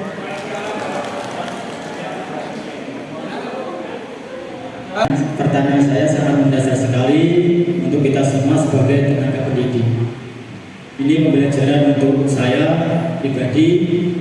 Bagaimana cara mengetahui tipe anak yang tingkat kenakalannya visual, kinestetik, dan auditori, dan bagaimana cara menangani ketiga tipe anak tersebut. Terima kasih. Oke, tersebut. Dalam kondisi pokok, ada yang minus ya. Skuter, stres, biar menjadi lebih tenang itu ya. Nah, sengaja tadi itu tidak saya sebutkan street apa, karena pasti ada yang lainnya, ya kan? Karena mereka itu gini. Jadi teman-teman semuanya, bapak ibu semuanya, tiap orang itu dilahirkan kondisi berbeda, laki, cewek, karakter dan semuanya itu beda. Mood boosternya juga beda. Apa yang harus kita lakukan untuk membuat diri anda menjadi lebih tenang? Tatkala jaringan dalam kondisi tidak nyaman. Apa? Wudhu. Wah, dia yang level hakikat. Hakikat. Otaknya. Anak-anak, sebentar.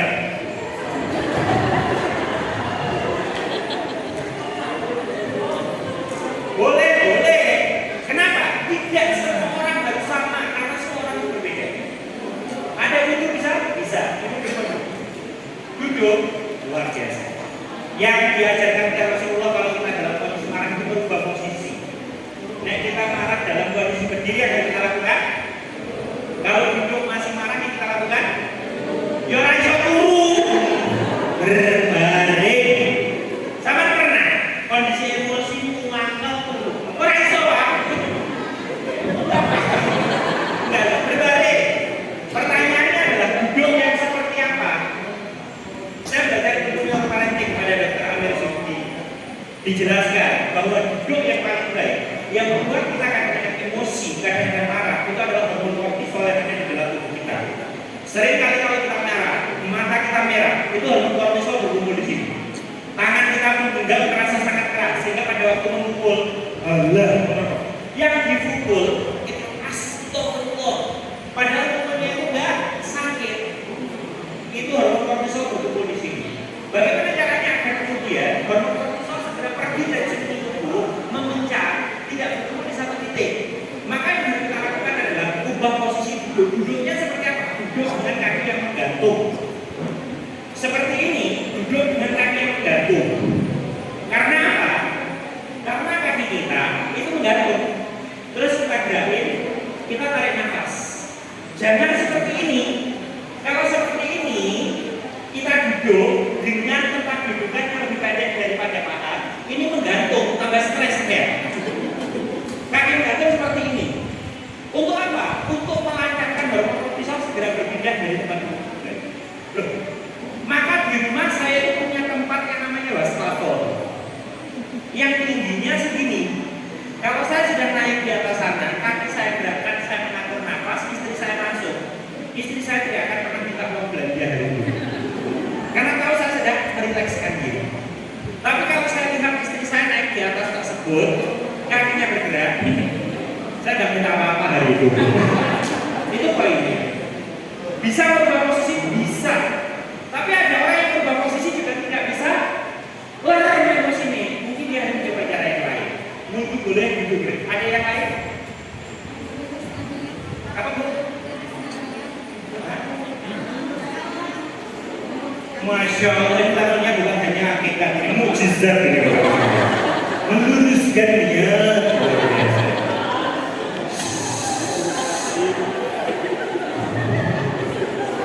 Boleh, ya boleh. Ada orang yang nyemil. Kenapa nyemil itu bisa membantu kita menjadi lebih tenang? Karena makan itu menstimulus hormon serotonin yang ada di usus 12 menjadikan kita menjadi lebih rileks. Syukur nyemil kita itu kita atur, yang membuat hormon serotonin itu bisa memuncak. Itu seperti makanan alpukat, kuning telur, coklat, tanggal muda edamame, tanggal tua kacang godong. Ini selain makanan yang bisa kita lakukan apa? Mohon maaf, selain makanan Anda juga bisa melakukan yang namanya adalah aromaterapi. Menurut penelitian ada 2 aroma yang membuat kita menjadi lebih rileks. Yang pertama kopi, tapi tidak semua orang suka kopi karena pusing. Yang kedua ini yang paling banyak wipol dan buah pinus. Makanya kamar mandi, terus kantor, depan pintu. Syukur-syukur kalau dengan punya yang namanya hand sanitizer di Singapura, nah lagi itu juga. Lihat itu mak-mak kalau sudah berkumpul sama temannya, makan macet, makan bakso, wabar sausé, wake sambelé, maknya penonton, wah itu langsung don semua misternya. Betul. Selain itu meluruskannya, berubah tempat posisi, terus kegiatan itu makan makanan, ada lagi tidak? Ngatur nafas yang paling mudah. Jangan perso Usain Bolt, pelari paling cepat di dunia ini. Ketika dia itu lomba, sampai garis finish, digoda wartawan, ditanyai apa kuncinya dia memenangkan 100 meter, pernah nggak? Jadi dia ada video jawabannya seperti ini. Nanti, aku mau fokus. Nggak karena Usain Bolt seperti itu. Kenapa kemudian pada waktu ditanya wartawan dalam jangka waktu 30 detik setelah pompa dan jantungnya luar biasa, dia bisa menjawab dengan sangat keren. Dan saya fokuskan cuma satu, saya tadi melihat di garis finish, saya lari tidak turun pada pesaing saya dan akhirnya saya menjadi nomor 1. Kenapa? Dia menggunakan nafas berimbang, tarik tahan keluar, waktunya sama, tarik dari hidung, tahan keluar dari mulut, waktunya sama, tarik 2 detik, tahan 2 detik, keluar 2 detik, tarik 20 menit mati bapak ibu sekalian. Ada orang yang nafas ada yang mohon maaf mendengarkan musik. Ada nggak yang mendengarkan musik? Ada, membuat dia menjadi lebih tenang. Tapi hati-hati kalau mendengarkan musik, apalagi kalau musiknya liriknya negatif, bisa menjadi takdir kehidupan kita. Nggak percaya, saya tanya. Ada yang mau Ariel? Ariel punya grup band namanya Onah, betul? Onah. Lagu yang kan dari Noah itu judulnya Aku Separuh, betul ya? Separuh aku. Sebelum grup bandnya namanya Noah, dia punya grup band namanya apa? Peter Pan. Lagu pertama yang mengangkat Peter Pan dari tidak terkenal sampai terkenal, lagu apa? Ada apa dengan buku kaset yang ketiga bintang di surga? Hits yang pertama sebelum ada album Taman Langit. Topeng hits yang kedua sebelum Topeng. Mimpi yang sempurna. Kalau saya beri nyanyi, lihat liriknya sama seperti ini, saya hidupnya Ariel. Mohon maaf, aku kan bilang dalam bakat malam. Ariel pernah bilang dalam bakat, dalam gelap, dalam kesalahan yang dia lakukan. Apa? Dia menghamili seseorang tapi dia tidak berkeluarga. Semua orang terluka karena kita, bapak ibu calon mertua dan wanita yang telah dia hamili. Akhirnya apa? Dia menikah. Saat menikah ada masalah, dia tidak bertanya kepada Tuhan, dia bertanya kepada bintang. Ini syirik juga. Di album pertama Taman Langit ada hit yang kedua judulnya Topeng. Dan bukan dulu topengmu, dan bukan dulu topengmu, terbukalah semuanya.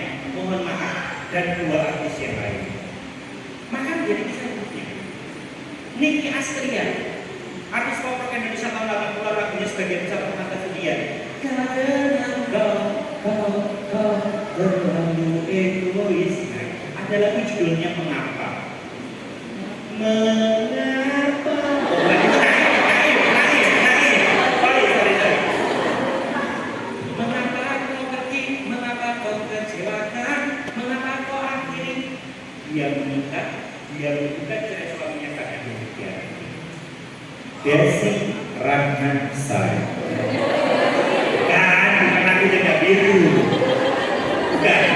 Lagu judulnya Takdir. Takdir memang kejam. Oleh MUI dilarang karena liriknya seakan-akan itu bukan kuasa Tuhan. Juga kasih yang gila. Menikah dengan pengusaha di Indonesia dalam hitungan bulan cerai. Kemarin ketemu saya pasal ini kan saya sudah menikah mbak Desi. Hoax. Justin Bieber. Jatuh bangunanku. Lagunya siapa? Christina. Yang terjadi pada hidupnya, suaminya ditemukan di hotel bintang 5 dengan wanita yang bukan perempuannya. Yang menangkap bukan polisi bukan satu dari bukan kejaksaan. KPK atas kasus suap dunia ada di Riau. Christina jatuh bangun. Dendamnya anak sama Krisdayanti dibalaskan oleh Indonesia 1920 melawan Timur Leste kan hubungannya ya. Anak cerai sama Krisdayanti, anak punya teman banyak tapi namanya Syahrini. Lagu pertama yang memisahkan mereka, jangan memilih aku bila kau tak sanggup. Anak akhirnya bersama Ashanti, Syahrini bersama Renova. Kemana masih Angie terjadi pada kita. Jadi aku yang kedua akhirnya benar-benar menjadi yang kedua. Sakitnya tuh di sini ya Allah, Pak, belum 20 tahun sudah menjajah cita-cita. Saya anak mampu menelan aku terjatuh dan tak bisa bangkit lagi. Stroke itu. Aku tenggelam dalam balutan luka dalam. Saya tanya dokter, gak ada luka dalam. Ada yang luka berat atau luka ringan. Aku tersesat dan tak tahu arah jalan pulang. Ya Allah, HP ini gak ada GPS. Jadul. Aku tanpamu butiran debu. Temunya sepiro bagus sekali. Makanya mohon maaf, ustaz-ustazah yang ada di sini, pilih kalau memang Anda mau mendengarkan musik, pilih lagu yang liriknya positif. Apa lagu rohani mas? Apa nasir? Magadir. Lagunya Elo itu bagus, semangat baru. Elo sama Saina Indonesia bisa bagus. Yofi dan teman-temannya kita bisa kokoh dan tidak ada. Lagunya Roma Irama bagus sekali. Bukan judi. Sekarang berubah rock. Roma Irama itu lagu yang seperti ini loh. Jangan menyerah, jangan menyerah. Oh, terima kasih. Intinya gitu. Tatkala lagu aja bisa membangkitkan mood booster aja. Kenapa tidak dengan ayat Al-Quran? Saya kalau kondisi di rumah ngantuk mau berangkat pagi mau ngisi setelah sholat subuh itu pokoknya saya langsung mengumumkan ini kalau di mobil saya nyetel zikir pagi Syekh Syariah Al-Qubas dan doanya Allahumma afini fi badani Allahumma afini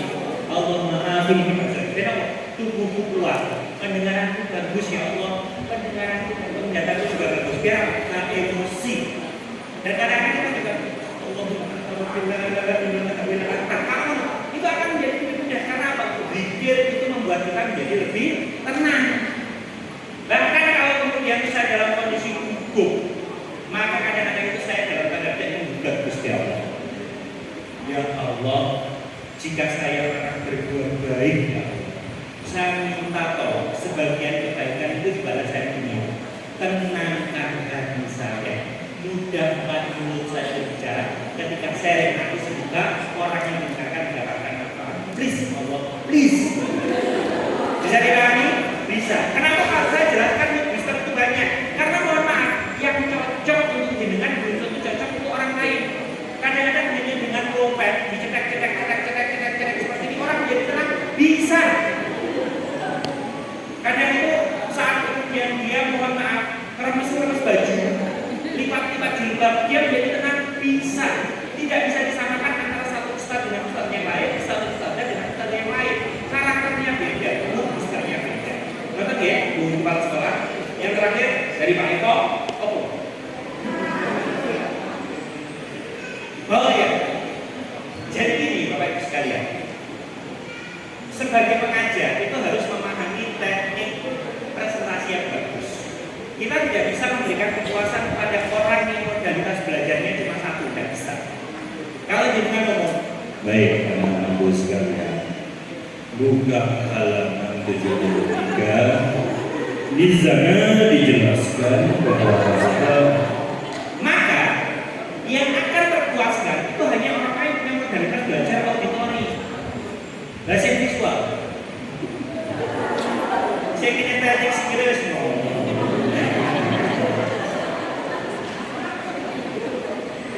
Apa yang harus dilakukan? Saya tidak membagi dengan modalitas belajar.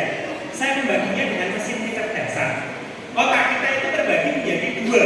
Yang pertama itu limbik, yang kedua itu korteks. Kalau kemudian dibagi menjadi 5, ada yang namanya itu sensing, otak yang rongganya paling besar. Apa yang harus dilakukan dengan anak-anak sensing?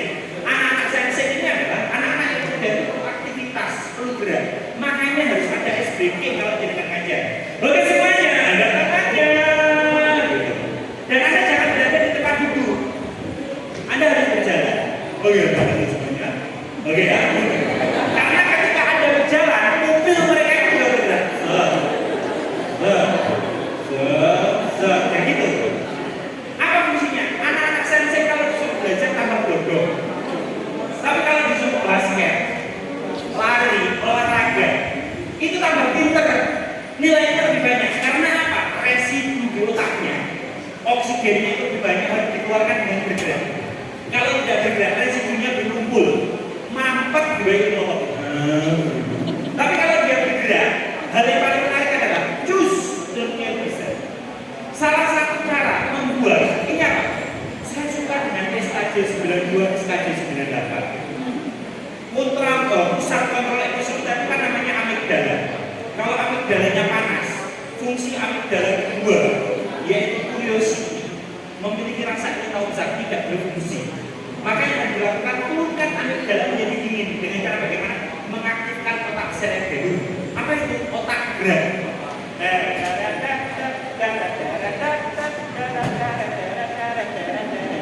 Harusnya itu, tapi entah kenapa sekarang senam itu jarang dilakukan.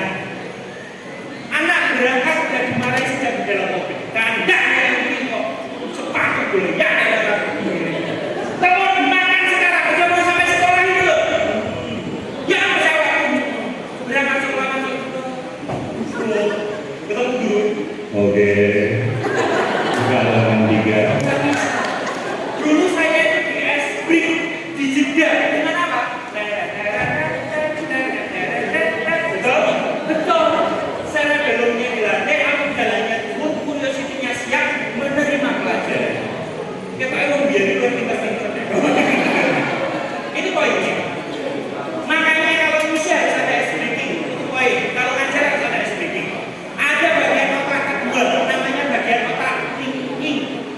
Bocah yang muelan. Makanya ibu-ibu kalau ngajar harus ada data. Menurut Ki Hajar Dewantoro, menurut jurnal ilmiah ini, anak-anak kalau hidup ciri-cirinya bernafas. Menurut penelitian ini, kalau sudah diberikan data-data pendapat tokoh, jurnal ilmiah, mereka nggak percaya Anda gunakan satu kekuatan penting.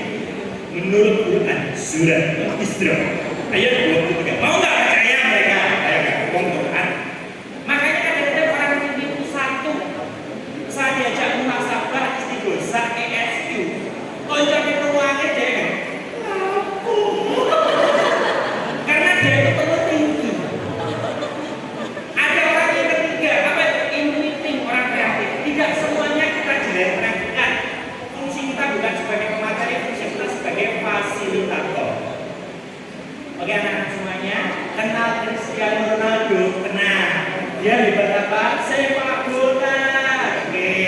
Kenal B.J. Habibie? Kenal. Dia hebat dalam apa? Teknologi penerbangan. Oke. Kenal Andre Taulani? Kenal. Dia hebat apa? Lapor Pak. Oke.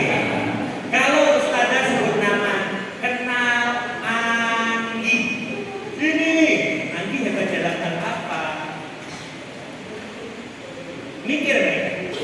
Kadang-kadang tidak harus kita jalan mereka. Kita berhenti di tengah jalan memberikan jeda mereka yang berpikir, oh, aku akan seperti itu. Itu cukup. Oke, kira-kira. Daripada kita menjelaskan, makhluk hidup adalah satu manusia, dua tumbuhan yang hidup hewan. Cukup dengan kira-kira makhluk hidup itu apa aja? Mereka pikir, manusia, tumbuhan, zombie, Ini yang penting. Baru yang terakhir, ini ada yang feeling. Makanya ubah faktanya menjadi sebuah cerita. Rata-rata yang saya sampaikan tadi itu kisah. Dan kisah itu adalah bahasa universal yang dipahami oleh anak-anak siapapun usianya berapa dari manapun keluarganya. Makanya Anda harus cerita, dan orang film biasanya lebih mudah disentuh hatinya. Betul ya? Jadi harus ada SDK, harus ada data, penelitian, harus ada input, harus ada yang berbau imajinatif, analogi dan sebagainya. Yang terakhir harus ada kisah dan cerita. Anda bungkus semuanya menjadi penampilan visual yang bagus. Slide-nya ojo tulisan tok. Makanya kalau Anda lihat slide saya tadi jelas kayak ada tulisan gambar. Setelah itu Anda atraktif dengan menggunakan intonasi, jeda, tempo pada waktu ngomong, volume. Ngakutan, kalau mic-nya sama, orang volumenya beda-beda enggak? Beda powernya. Yang ketiga adalah Anda kemudian bisa mengoptimalisasi yang namanya adalah visual kinetic. Oh ya, kinetic. Berarti apa? Bahasa body language. Jangan hanya berdiri di depan, tapi kemudian itu akan berjalan, berkomprol, ya kan, salto, dan bersama. Jadi digabungkan semuanya ya, Ustaz ya. Caranya adalah mengkodifikasi. Kita nggak bisa daripada dengan bingung memetakan area ojo, gak ada waktu, gak ada artikulasi wes akeh, ya kan? Lebih baik gabungkan semuanya kita pahami. Oke, kalau memang ada anak yang visual harus sentuh visualnya dengan cara seperti ini, kinesia harus sentuh dengan simulasi ataupun SDG seperti ini. Kalau ada yang auditory harus kemudian sentuh dengan seperti ini. Semua bukan mereka kita penuhi, terserah mereka yang nanti mau mengambil bagaimana. Daripada kita sibuk menempel, malah tidak bisa menyentuh dan bersama. Maka dia Ustaz Iko, saya mohon maaf jika ada kesalahan. Sudah ya Ustaz? Boleh? Saya closing nggak Pak? Ini waktunya sholat asar nggak? Saya kan musuh nih. Pak, di next. Di next. Ada yang tahu ini siapa? Kok ngerti gitu kan? Jadi ada seorang ibu, ini closing. Seorang ibu itu marah kepada anaknya karena anaknya punya alergi yang namanya alergi garam. Anaknya tapi seneng banget makan garam. Pada waktu makan garam rintis. Butuh ibu. Akhirnya anaknya diajak berjalan ke sebuah kota yang lain. Naik kendaraan umum, berjalan kaki, perlu waktu 2 hari untuk sampai ke sana. Ketemu orang yang katanya itu orang suci katanya. Namanya Mahatma Gandhi. Saat kemudian ketemu sudah masuk ke rumahnya dia bilang, Pak, dulu Pak, anak itu alergi garam. Wes tak kompon, muntruk dulu. Gak mau, tetap mangan ini, runtus gagal lagi, dulu. Mahatma Gandhi ini bingung. Saya sama nggak pikir dia apa meneh aku. Wes sembuh pokoknya sama pikir saya Pak. Ya wes. 2 minggu lagi Bapak datang ke sini. Loh Pak, ada Pak. Numpak angkot itu ujung jalan agak lama. Gak bisa. 2 hari lagi, 2 minggu lagi datang ke sini. Apa sih Pak? Mulai. Anaknya tetap. 2 minggu dia datang, ketemu Mahatma Gandhi. Saya 2 minggu datang ke sini disuruh pulang lagi, lalu kemudian ke sini. Saya minta anak saya tolong dinasihati agar tidak makan garam. Mahatma Gandhi kemudian memegang pundaknya, memandang wajahnya. Enggak lah ya, nah, kamu sayang sama ibu saya. Kamu pengen ibumu bahagia, pengen. Kamu juga pengen kan ibu sehat walafiat, pengen. Tolong ya, mulai dari sekarang jangan makan garam lagi. Kalau kamu sakit, kamu ibumu gak bahagia. Ya semenjak saat itu anaknya berhenti nggak makan garam. Kisah ini viral di tetangga-tetangganya, sampai bingung wartawan itu kemudian datang ke rumahnya Mahatma Gandhi. Apakah benar kamu memberikan nasihat kepada satu anak, akhirnya anak itu berubah? Iya. Kenapa kamu itu harus menunggu 2 minggu agar anak itu berubah? Jawab Mahatma Gandhi itu. Saat anak itu datang ke sini pertama kali saya masih garam, itu saya makan. Saya minta anak itu pulang agar 2 minggu saya tidak makan garam. Sehingga saya merasa yakin saya punya power bahwa apa yang sudah saya lakukan, saya katakan akan memberikan dampak kepada manusia. Berhasil? Dari semua yang saya bicarakan ada satu poin, karena di dalam otak kita ada bagian namanya adalah neuron cermin.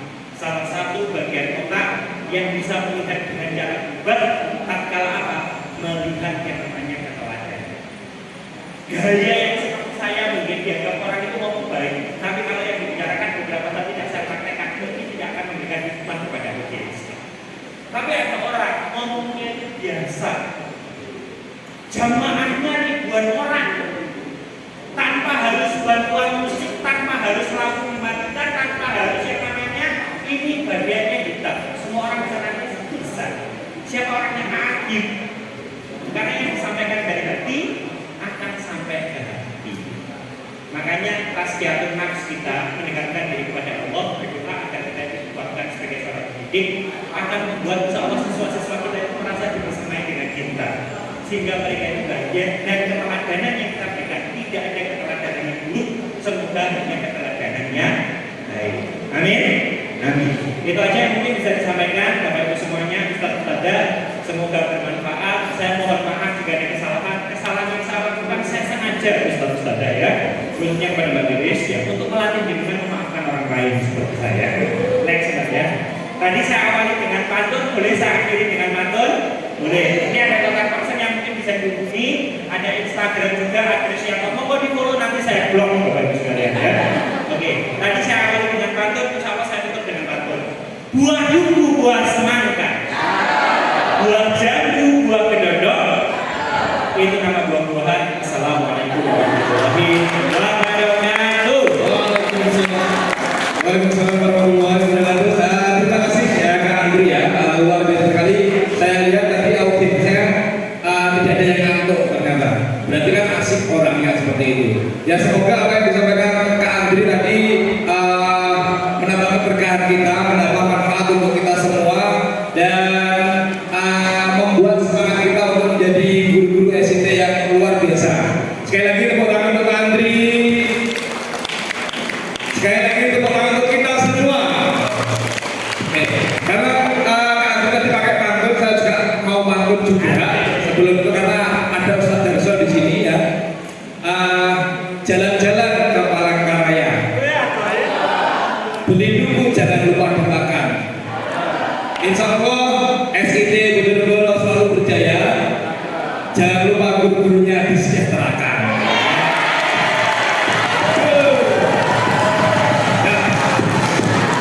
Oke, terima kasih. Mohon maaf jika saya ada salah-salah kata. Saya sebagai manusia biasa